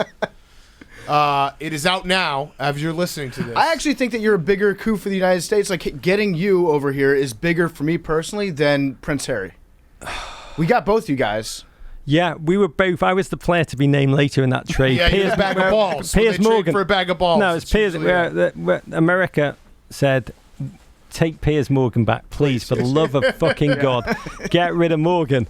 And England had to cough up Harry and a player to be named later. And I am that. Cap consideration. I can give you a good 3 innings of middle relief. Yeah, I love it. All right, well, Roger, everyone go check out the book. It's fantastic. Also see him on NBC Sports all the time, Men in Blazers. If you don't watch that show, I don't know what the hell you're doing. You're not a real soccer fan. And thank you. Oh, and thank you. And start drinking Coors Light. Hang loose. And start drinking Coors Light. Coors Light. America. Roger Bennett was brought to you by Body Armor. We love Body Armor. Today's athletes deserve more than just your grandfather's tired old salty sports drink. It's full of artificial dyes. Inner Body Armor. It's made with potassium-packed electrolytes, antioxidants, and B vitamins. Plus, no artificial sweeteners, flavors, or dyes. Body Armor sports drink provides hard-working hydration and more. Plus, it tastes great. I love every single flavor of Body Armor. I like the Fruit Punch. I like the Berry Blast. I like the Mango one. It's all delicious. Body Armor helps today's athletes stay on top of their game. Body Armor is available for purchase in-store, and it's available on Amazon right now. It's dehydration season. The sun is hot. It's the hottest week of the year so far, at least here in New York City. Everyone's sweating. You're not drinking enough water. You're not hydrated. You're peeing at bad teammate levels if we're going by Todd Herman's hydration charts. Summer is here. You need to stay hydrated. Best way to do that is with Body Armor. We love Body Armor. Mixed berry, blackout berry, pineapple coconut, watermelon strawberry. The list goes on. It's all delicious. Check it out in store and on Amazon now. Now here he is, Joe Tessitore. Okay, we now welcome on a very special guest. You have heard him in your living room. He has brought you some of the biggest sports moments. It is Joe Tessitore. He's a broadcaster for ABC, ESPN, and Holy Moley with Steph Curry and Rob Riggle is out Thursday, June. What's today's date? 16th. June 17th. June 17th. Yeah. Tess, you just said that you were on a bunch of different radio shows. We are going to make sure that Big cat. Worse than that. Radio shows are fine, bro. I just did 11 straight local news hits. And local news, it's like, I don't know about you guys, but like local news is its own beast now. Yeah. Like the way they talk, the way they do, like it's very, very sugary. So I am happy to be sitting right now chilling with you guys, because that is mind-numbing. Yeah, let the expletives fly if you want. Drop as many cuss words as you want on this show. That is mind-numbing stuff. Were you able to keep track of the different cities that you were doing the interviews in? Yeah, you want me to give you a quick here? Let me give you rank these if you were doing local news. You ready? Okay, all right, here we go. All right, so we opened up with Portland. Very, very sweet. Yep. In fact, the traffic reporter joined in because her son is a big fan of the show, likes Holy Moley, likes Riggle and the whole thing. Very, very sweet people. But anytime you get the traffic reporter involved in like the entertainment segment, that's where my career is, by the way. Dallas, Philly, New York, San Francisco, Buffalo claiming that it's always beautiful in Buffalo. Yep. Facts. Rockford, Illinois. Yep. We're rocking Rockford, Illinois. Shout out Fred Van Vliet. Sacramento. Yeah, Sean in Rockford, Illinois. Nice guy. Sacramento. Wichita, Kansas. Huge Rob Riggle fans. Huge. The whole KC He plays out there, yeah. And then your boy Mark at WLS, ABC, Chicago. Gotcha. Okay, so nice. I like getting the traffic guy involved. Was he in the helicopter when he did it? No. Now, I would have been all for that, and I would have gone along with that. But no, this was like, the traffic lady who's up at the green screen, but the son's a big fan of the show, so she wanted to get involved, talk some Holy Moley. So, all right, so Holy Moley, it's the perfect summertime television. I hope that's not a diss, but I really truly believe it. Yeah. I love those summertime shows. So, Rob Riggle, Steph Curry, but is there a moment you went to, journalism school, you're a Big J, Monday Night Football, you've done big time college games, you've done boxing, all these things. Are you like, wait, what am I doing here? No, so just the opposite, Big Cat. So for me, it was like, I think I had done a championship fight that weekend, and my guy out in LA is like, hey, man, folks at ABC want you to come down Monday for a meeting. I'm like, what's the pitch? And he's like, it's extreme mini golf. I'm like, come again with that? It's extreme. We're taking mini golf and we're supersizing it. I'm like, that is so ridiculous that's like an automatic yes for me. So I loved it. And listen, you know the deal with this. When between Monday Night Football and the SEC and the boxing, sports we take so seriously when we broadcast. Like the Twitterverse is ready to explode over everything. So for me, hanging with Riggle and busting balls on people out on a mini golf course who are getting their faces smashed in and falling into freezing cold water, it's the greatest departure of just enjoying myself I've ever had with a mic on. It's fun, man. Yeah. Riggle's a blast. It's a great juxtaposition with the patented Joe Tessitore big game voice announcing mini golf. Some people say that you've got the big game voice, which lends credence to any game that you're calling. Other people say it's the Tess effect, meaning that just when you're up in the booth, crazy stuff happens around you. It's like a chicken or the egg situation. Which one do you think? Do you think that you bring the magic, or do you think that... No, I think I've just been working for a long time, and I got bills to pay, so I'm out on the road every week doing enough sports where you're going to catch some awesome games and some fun stuff's going to happen. And then because my personality as a broadcaster tends to be, excitable, reaction, and big, they associate those things with me. But listen, man, I'm the son of an Italian immigrant who grew up in a big family in New York where we were loud on Sunday dinners. We were competitive. We like having fun. So it's just my nature to sort of react that way when there's drama, games on the line, or big plays happening. It's the big knockout. Okay, because I heard a different story. I heard that occasionally you're liable to sprinkle some of your magic Joe Tessitore dust out on the field to make the game start being exciting. No, PFT, that I like goofing around with the crew. That I like, the little magic dust to see if we can get overtime. Yeah. Mm-hmm. I love you know what I really like when you're sitting up there and you're broadcasting a football game is when you're looking up at the scoreboard and you got the oddball score and we're sitting there in a commercial break and you hit the talk back and you say to your buddies, the director and the producer, you're like, if we get this and that and this alarm, if we get this and that and this, we could get 8 points this way and then a field, like trying to work your way towards overtime as the game plays out. That I enjoy. I'm always rooting for overtime. Always rooting for overtime. Hey, by the way, you guys have totally taken over the world now.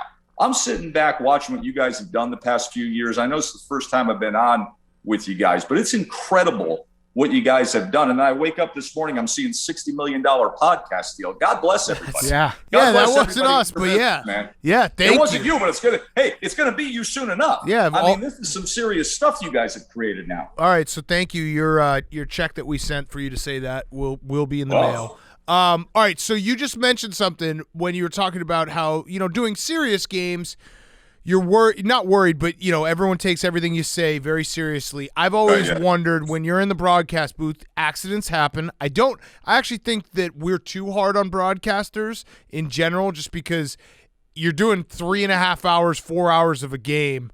There's gonna be. I'm allowed to return business text while we're having our conversation. Yes, yes. Something's gonna be, screwed up. Something's gonna you're gonna screw up a name. How much does it suck though when you do screw something up and you're like, all right, everyone's gonna run with this, like the DCAF Metcalf flub on Monday Night Football. Yeah, Are you like, do you beat yourself up about it in the moment? No, I mean, yeah, you want everybody wants to pitch a no-hitter and have fun and have fun while still pitching the no-hitter and be perfect. But you learn it comes with the territory, and I think I've had some great producers and great friends as analysts who guide me. I mean, I'm a pretty intense guy.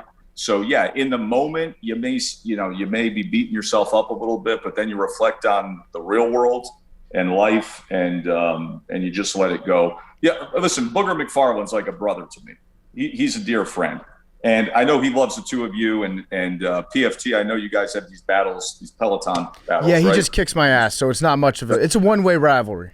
Dude, is he unbelievable for a guy that like was walking around at 330 pounds for what he's able to? I think a lot of times we just forget that even defensive tackles, even the guys that you look at on a football field and you're like, wow, that guy's kind of fat. They're still like top 0.001% of athletes in the world. Like, I look at his Peloton outputs, I'm like, how in the world is he producing these numbers? But anyways, the point being, Booger's got a great attitude, and he was very, very good for me in terms of, when you're not satisfied, when you do make a mistake, what happens? Because he's just got a great attitude and great spirit about him. And he always brings that joyfulness every time he's on the air. And I think you see that in the work he's doing now. And I know you see that with the visits he's had with you guys. But, long answer to a short question, but that's where my head's at with it. Well, what about when Booger gets his hands on the telestrator and you're watching him draw and you're like, oh, God, he's about to draw another penis. Like, dude, you nudge him and you're like, hey, man, maybe like make the shaft a little misshapen. But yeah, when you have the two safeties over here, and then you have the right, I've been in that position. That is now, you know what's funny about that? You should YouTube that. But Tracy Morgan actually did an ESPYs bit with me, maybe about 3-4 years ago, where that's exactly what he did. That was the bit, man. And it was so friggin' funny. But Morgan crushed on that. All right, so you came up with boxing. I'm curious this. You still obviously, I assume, love boxing. Yeah, I got a flight to Vegas in like an hour. There you go. We got a championship fight Saturday night on ESPN. So what do you make of all these celebrity boxing matches, the Mayweather-Paul thing? Is it good or bad for boxing? Well, the only part I'm all for anybody. Boxing is unbridled capitalism, right? That's what it's always been. It's the Wild West. It's all cash grabs. I'm fine with the cash grab. I'm fine with exhibitions. Exhibitions have been going on in boxing for years. Ali used to do it. Heck, George Foreman fought 5 guys in one night. The exhibitions are never going to go away. It's pure entertainment. The problem is when the public actually believes they're watching a fight. I mean, Floyd Mayweather's sitting there telling you for a month, I retired from boxing 5 years ago. Like, if they're going to pay me this money, I'll go in and just do this and carry the guy and dance around. But when the public actually thinks they're watching a fight and are talking about it as if it's a fight, buying it as if it's a fight, the coverage of it is as if it's an actual sporting event, that's where I don't go for it, where you're fooling the public on that. Floyd told everybody straight up what this was. Yeah. It's a flat out cash grab. But people are sitting back like, what'd you think? I thought this and that. Like, what are you talking about, dude? Like, do you go to the week of the Pro Bowl and you're analyzing Joe Montana playing a beach touch game against other old retired, it's just an exhibition. Mm-hmm. It's a cash grab. It's a good point. It's a good point. And I love boxing. I do think that boxing has suffered from not having that allure of a big time heavyweight champion that everyone is drawn to. You get a little bit of it with, Tyson Fury, right? So, but it's just. Have you ever had Tyson Fury on? Have not. No. Oh my God, no. This guy's an all-time character. You guys would be awesome with him. Awesome. So what do you think it is? Because I do think that boxing still, like if you told me that there was going to be a big time, huge fight, heavyweight fight, I still think that that's a moment. Like I've been to a big boxing, fight at MSG. Like I've been to these that you can't. We went to McGregor, Mayweather in Vegas, which obviously is a little bit of exhibition, but also had the big fight feel. There is nothing truly like that. Like it really is in its own category. So how do we recapture that with boxing? Listen, boxing really hasn't gone away. If you look at the money that fighters are making, that promoters are making, that networks feed into it, what happened with boxing, and especially for our generation of sports fans, is that it was tucked away in the corner of premium cable and pay-per-view because of HBO's lead position for 35 years. So HBO and the promoters that were attached to them, and they did a wonderful job. I mean, Jim Lampley and everybody in that production, the standard bearers of the sport, and they did a wonderful job with it. But what it did was it kept the same eyeballs that were willing to pay between $50 and $100 every single weekend in the sport. So for an entire generation, they only came and went from it for a few key events. But boxing has been actually, I would almost tell you, in a golden era in the lower weight classes. And then recently with the emergent Tyson Fury and Anthony Joshua and Deontay Wilder, now you're starting to get some compelling heavyweight fights again that do big business. Tyson Fury, July 24th, is fighting Wilder. It's a Fox ESPN shared pay-per-view. If he gets through that, he's going to face Anthony Joshua in what's going to be a global mega event. They had the term set for August 14th. There were some legal actions that got in the way. The site fee for that fight alone is $155 million. So on the global stage, the sport has really never gone away.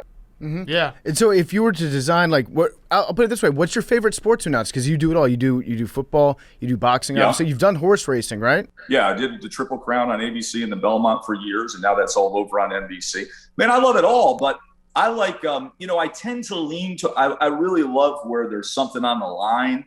Like, listen, I'm going to be out there and play a role for the McGregor-Poirier trilogy fight. Obviously, I do boxing in the offseason every week for ESPN and for pay-per-view. Love college football to no end.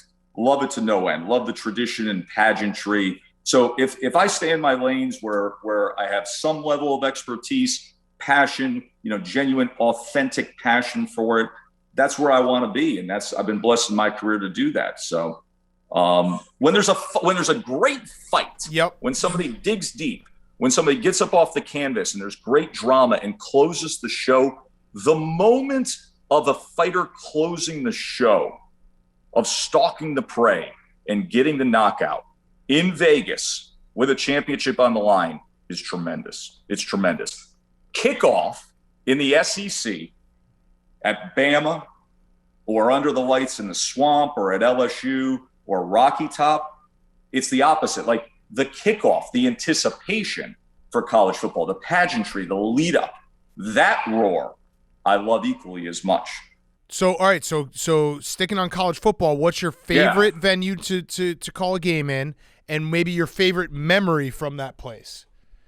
Well, favorite memory is more recent, and it's stunned me and it's shocking because, I've done some awesome games, and the crews I've been on, we've been really blessed to do great games all over the place.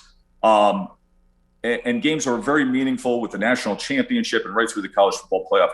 But you may know that my son plays for Jeff Hafley at Boston College. But last year when they were playing number one Clemson on the road and he pulled off the fake field goal, something about that we'll cherish forever. I happen to be in the booth calling the game on ABC. You never expect it. You don't know it's coming. And here it is. My son did that. So I don't know that anything's ever going to top that for our family. Favorite place to call a game. Boy, those Florida years when the swamp was rocking was great. I still love being high above at Bama. That's great. Kyle Field now is different. That place is different. I tend to be an SEC guy, right? I tend to love everything that comes with it. So I know Boog's going to kill me for saying nighttime in Baton Rouge, is not the first thing that comes out of my mouth, but I may go with A&M, guys. Wow. I may go with A&M. So, yeah. Well, on the other side of that coin, what area, what fan base do you hate the most? Because I know you probably get shit like our friend Joe Buck. Hey, bro, I went to Boston College. My son plays for BC. So where Notre Dame stands in our house, all right, man? You know the way I view a trip to South Bend. I got a lot of friends who are Notre Dame guys. I've been close with a lot of folks through the years there with the Irish. But when you're a BC guy and you're on the other end of South Bend, that's a quick answer for me. So you brought up your son. That was a great play. You mentioned earlier that, if you screw something up in the booth. By the way, my son's a kicker and punter and holder. That was a great effort by you last year getting out there on the field. I appreciate it. The man in the arena. Sometimes you don't really appreciate what's going on until you try a few kicks yourself. What'd you think of it? What'd you think of doing it? Well, so I used to kick, and I kicked when I played rugby for a while, so I knew that I was able to not totally embarrass myself. So I was just happy that I didn't fall down. You had so you did some things that are just so naturally good, like your jab step and your drive step, very, very natural. Did you ever go live? Did you go full live? I didn't go full live. No, the tryout, what you see is what you get. I think there were 5 kicks. I think I made 3 of them. The other 2 were very narrow misses. Would have been good on a high school upright, which is what I trained on. Not making excuses, but I went out there and executed. And your son, he's a kicker. He's also a running back because he did get that first down. When you were announcing that game, as a play-by-play guy, you got to be prepared for everything, right? Did you have any inside information that this was a play that they might be running? No, PFT, that's actually one of the great tags to the story is that, John didn't tell me anything the whole week. And the whole week, I'm sitting there prepping and I'm with Dabo and I'm with Venables and I'm with that whole side of the world. And then I get to production meetings with Boston College. And the whole week, we were just never talking football. He was getting ready to do his thing with his teammates. I'm preparing for my broadcast. So I go down there afterwards. I walk across the field. I make it over outside the locker room, and he comes out. And he is hot like a hornet because, remember, they were up by 18 points and they lose in a tight one at the end. Although you were probably catching the big number there, Big Cat, I'm hoping. I can't remember what I had in that game. I think I might have had BC. Yeah, I think I had BC in that number. In that game, you should have been catching double digits there and laughing all day long. Anyways, and I said to him, hey, man, no heads up on that. He goes, I couldn't tell you. I knew it was in all week long. It was in the playbook all week long. But no, he didn't give me the heads up on it at all. Wow. We've got a guy in our studio right now, Jake Marsh. He works with us. He's a play-by-play guy. He's a trained play-by-play guy. He went to Syracuse. He's a big J journalist. I'm sure he has some questions for you, but do you have any advice specifically for Jake? No, I don't. I'm sure he's kicking ass and he's going to do fine. And those Syracuse guys, that's the assembly line of knowing how to do it. I didn't study journalism. I didn't study communications. I was in the school of management with everybody who's now working at a hedge fund. I have a business degree. But I just believe that a lot of times when it comes to this, when the red light goes on, you're either going to be able to do it or you're going to piss down your leg. Mm-hmm. And, I think there's a lot of truth to that. And I think, you got to know sports inside and out. You have to work in the field. So the whole time I was in the school of management with all these guys that have crushed it on Wall Street now for the last 25 years, I was sitting there doing college radio, doing play-by-play, getting in my crappy Oldsmobile and driving down to Texas during breaks to work in a non-union shop just so I could get experience in the local news and just learning in the field. And I think that, for somebody like that, I think the more you do it, the better you get. And I'm sure he's already really good. All right. So, Jake, do you have a question? Because we basically, you have a big J journalism question, right? Yeah. All right. How's it going, Joe? Big fan. Hey, man, he likes to go by Tess. And also, Jake, let's try to remain neutral here as journalists. Yeah. You can't say that you're a fan right off the bat. Right. Stay neutral. Thank you. How's it going, Tess? Thank you for taking the time. Well. So when I'm calling games, sometimes I feel like I have the issue of maybe getting too excited at inappropriate times, or I feel like you want to save your peak excitement for a game-winning touchdown, but when a touchdown happens at 14-7, I feel like I'm getting too loud as well. So how do you manage that and saving it for the end? I mean, you want to be measured, you want to be appropriate, but does any of this really matter, especially nowadays? Can we just be joyful? Do we have to have rules to everything? Just be authentic and joyful and enjoy calling a game.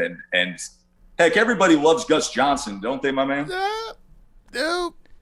What? I don't. I think he's terrible at football. I think he's terrible at football. Listen, I think if it's natural, Big Cat, if it's authentic and it's natural, and It's Agreed good. there. It's good. You don't want to be out of control, obviously. Okay. You want it to be appropriate. But if it's authentic to who you are and that's I think anything that's contrived and forced, I call bullshit on.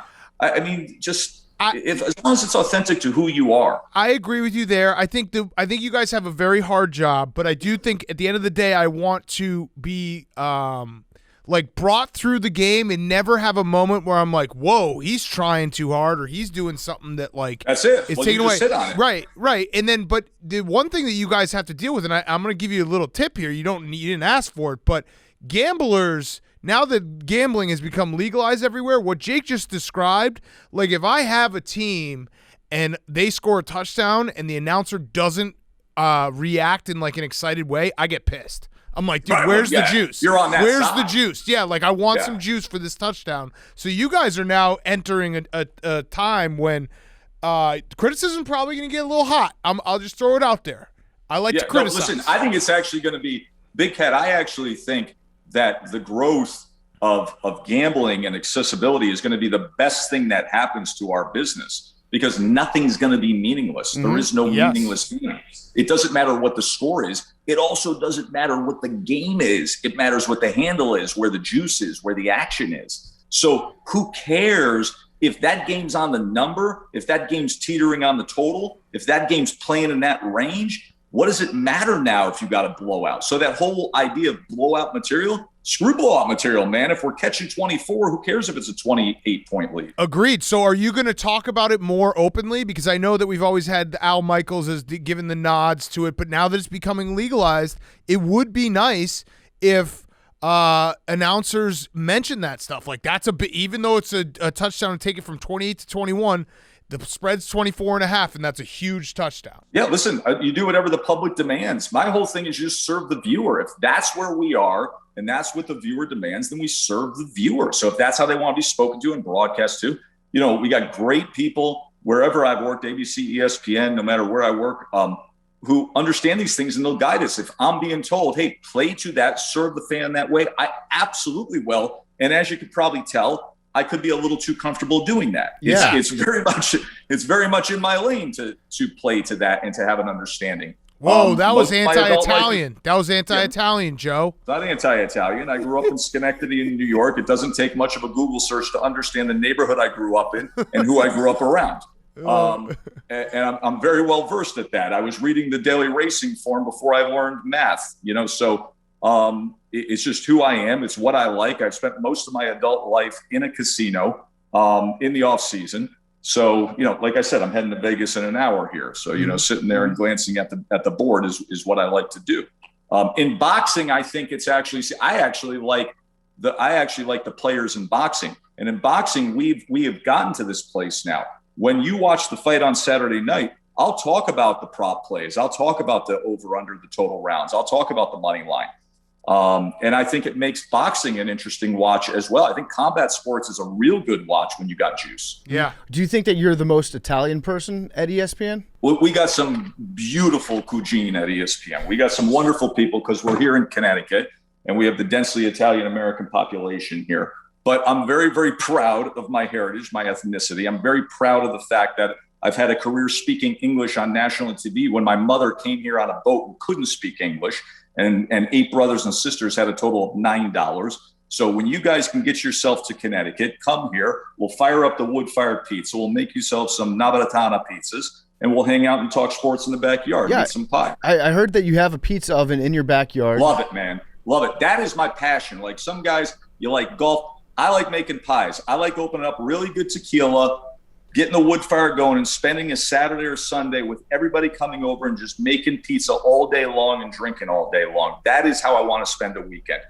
I like that. Sounds incredible, honestly. I like that. What's your summer go-to drink? Ooh, any novelty drink. Coors Light. I like Coors Light. I'm a Coors Light guy. Coors Light Seltzer. Drink.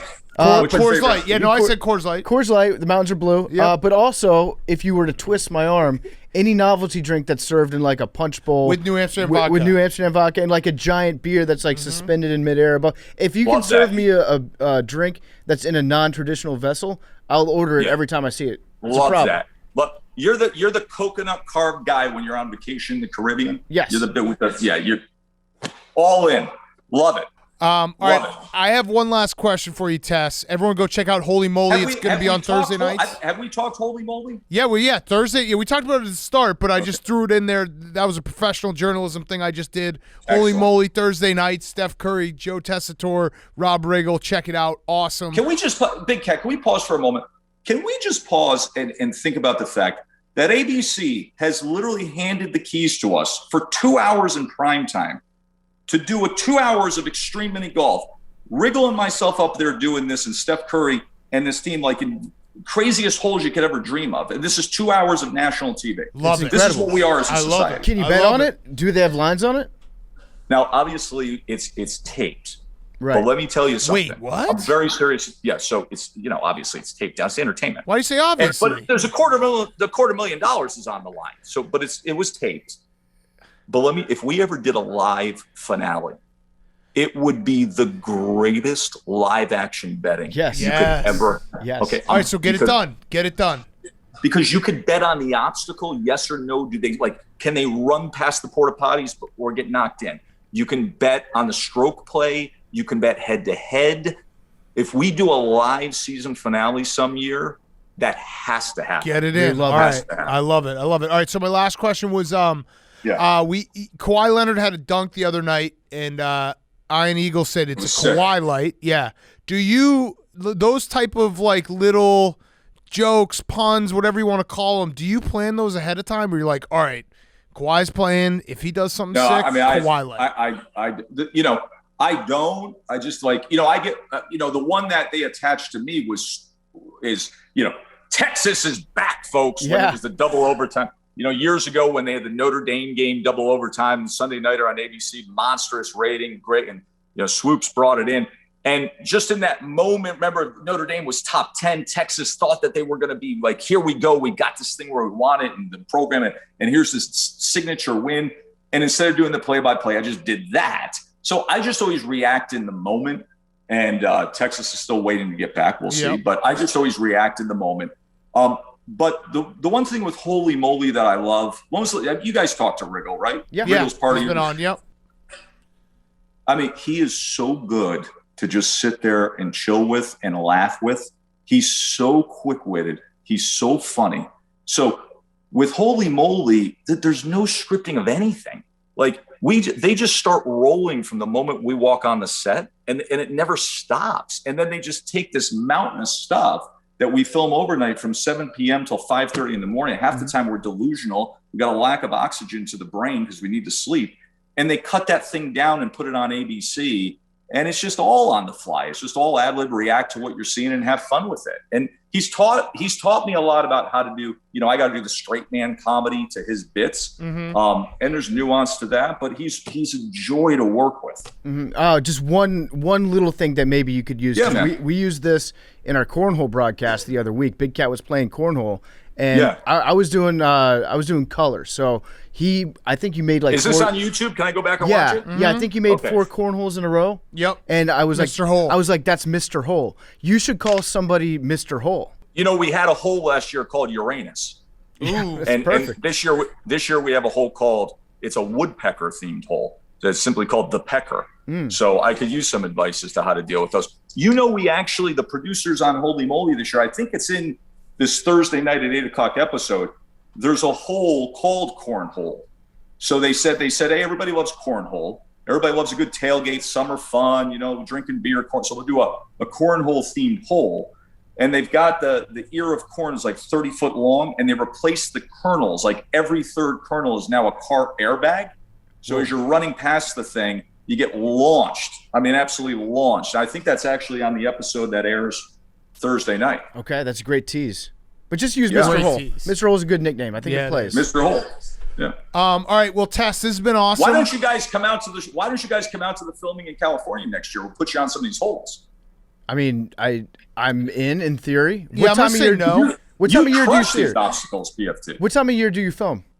We film like the whole month of March. Steph comes out a little bit. Riggle and I are there every day. But yeah, in March, you come out to LA one day in March.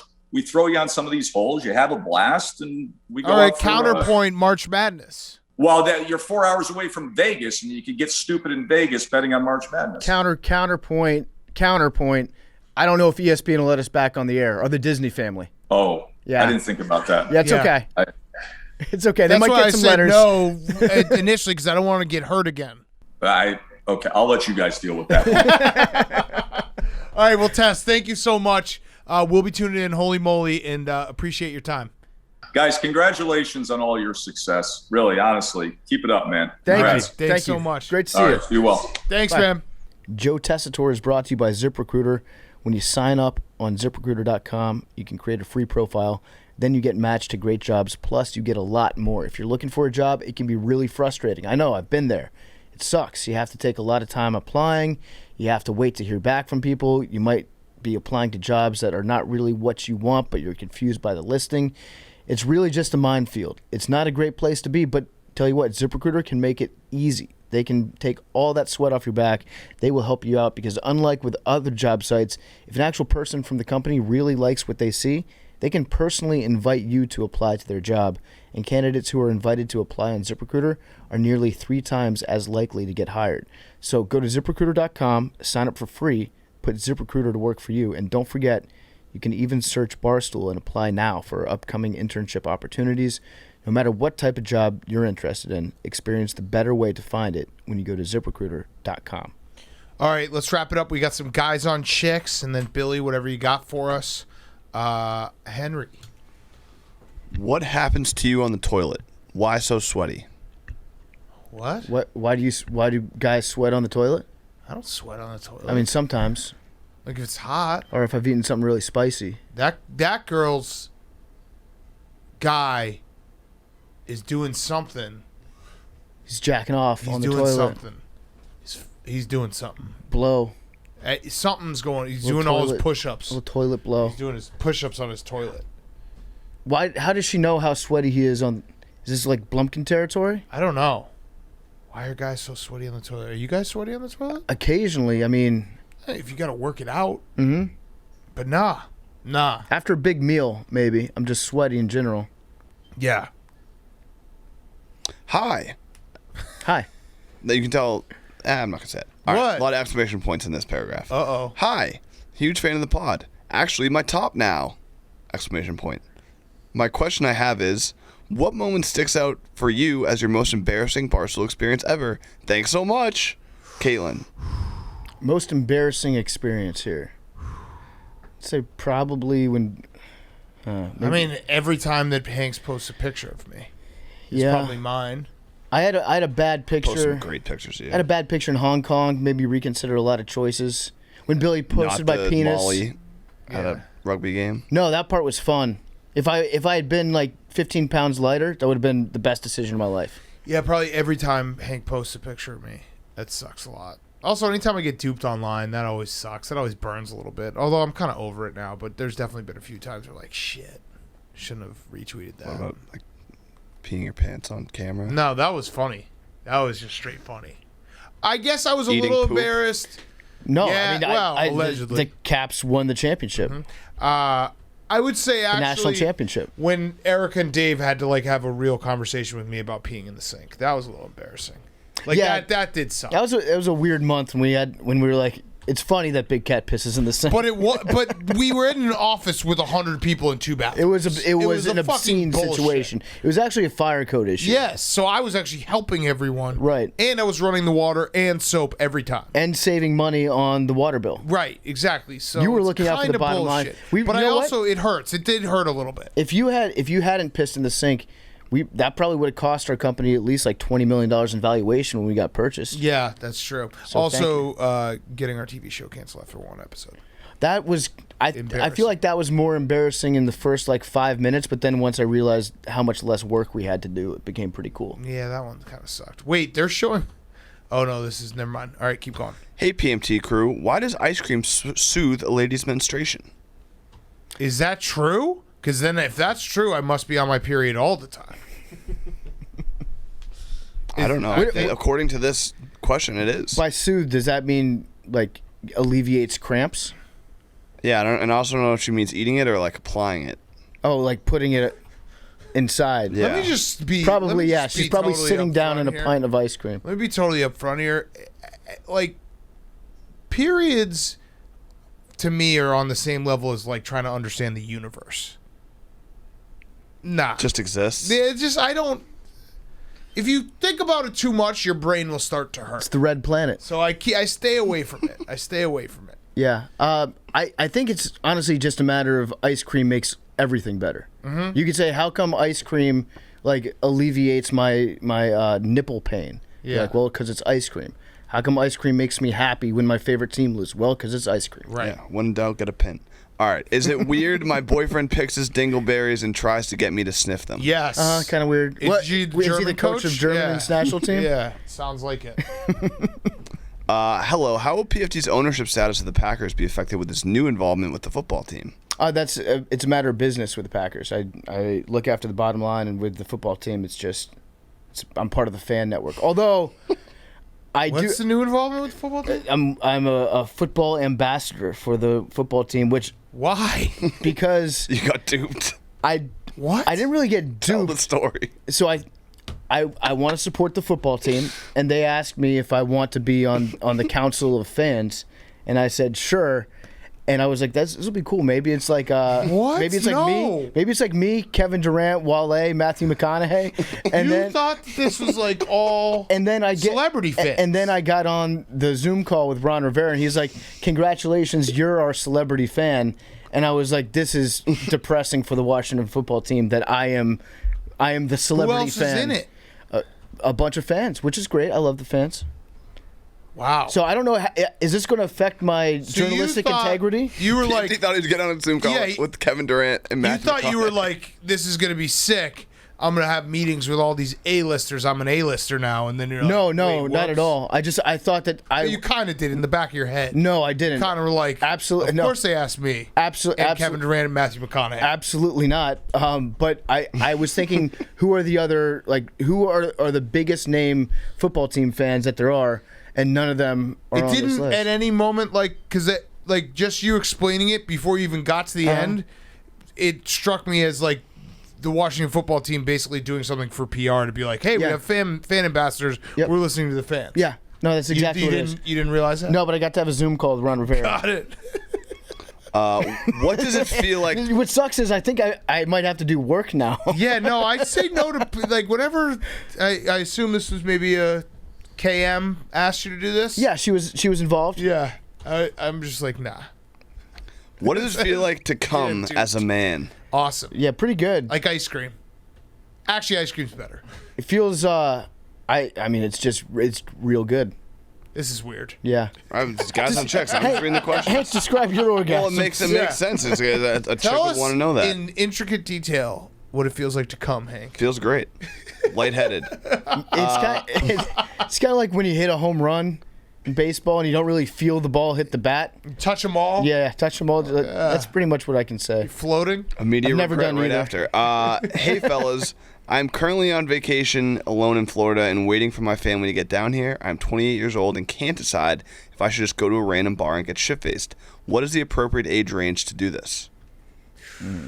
As a woman? Go get shit-faced by yourself? Yeah. Oh. I'd say it's waiting for her family, though. She's not, depressing. She's got nothing waiting else to for do. family. Yeah. Well, it's also, but okay, so this is actually a tricky one because I think that the age range is irrelevant.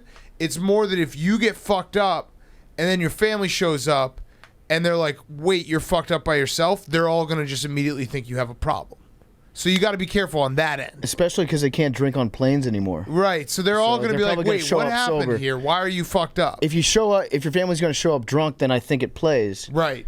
But was she asking, can I go out by myself all night and get drunk and then go back home? Or is she just waiting for her family that very day? I think you just got to eat a lot of ice cream. That really would be the point. I also think it's more acceptable to go and get shit-faced by yourself outside than it is indoors. In terms of age in general, I feel like I said this the other day, I think it's 32, 33 is right around when you can't be you're the drunkest guy at the party guy. Right. At that point, in the back of everybody's head, it's like, this guy has a problem. Yeah, oh shit, what's up with him? Why is he by far the most wasted? And meanwhile, the second most wasted guy's like, that guy's cool. Right. That guy's hilarious. Right. So I think that's probably the age cutoff for being drunkest person at the party. That's it. All right, Billy. Anything to wrap up? So Rick Pitino is actually kind of in a bad place. He just lost to Canada, and everyone's saying that once Giannis came to play for the Greek national team, that would be his like saving grace. That kind of didn't work out. Yikes. So his Olympic hopes are kind of dashed. Guess who else is Greek? I don't know. That's a good question. Philip the First. We know him how? Oh. Is that Prince's dad? Yeah. Oh. Yeah. He's Greek? Wait, so how the fuck is he in the royal family? He was born in Sneaky Germany, Greek. He's maybe? like a mail order prince for the queen. Seriously. Wow. So the queen was horny. Yeah. Wow. And they just brought him over. I'll say this. She got a stud. Also, Wait, why is this guy giving the ball to Dak Prescott? He doesn't need a. Oh, he's signing it. Okay, never mind. Go ahead. Also, the woman who put the sign up that caused a crash slipped through French authorities' fingers and escaped the country. Oh, really? She escaped from the French? Yep. Crazy. And to that, I think it was to damage all the mini motors in some of the people's bikes. There's just this new thing called so once Lance Armstrong got caught for doping, there's this new thing called moto doping where they put tiny motors inside the bikes. Like Seamless and DoorDash. No, like tiny. No, I know those guys. Yeah, but like the bikes that go through the city, they use small little motors. Yeah, but like ones you can't even see. And Nano detect. motors. So a crash would be a good way to destroy all the tiny motors. I saw it on 60 Minutes once. Wow. And yeah, female hyenas have penises. Wow. All right. Shout out. Love is love. All right. Quick reminder: It's Pride Month. Aren't they called prides of hyenas? Yeah, that's true. Wild. I think there might be a cackle. Nature's a Is that cackle. true? Yeah, I think it's a cackle. cackling. Yeah, Pride is a lion. Oh yeah, that was close.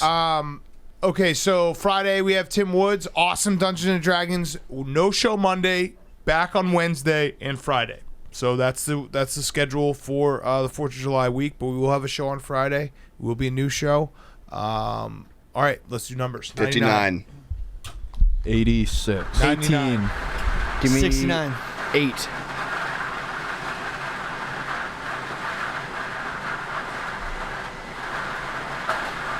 $74. Have we ever had a 74? Welcome to the 3-time club, 74. Whoa. Love you guys.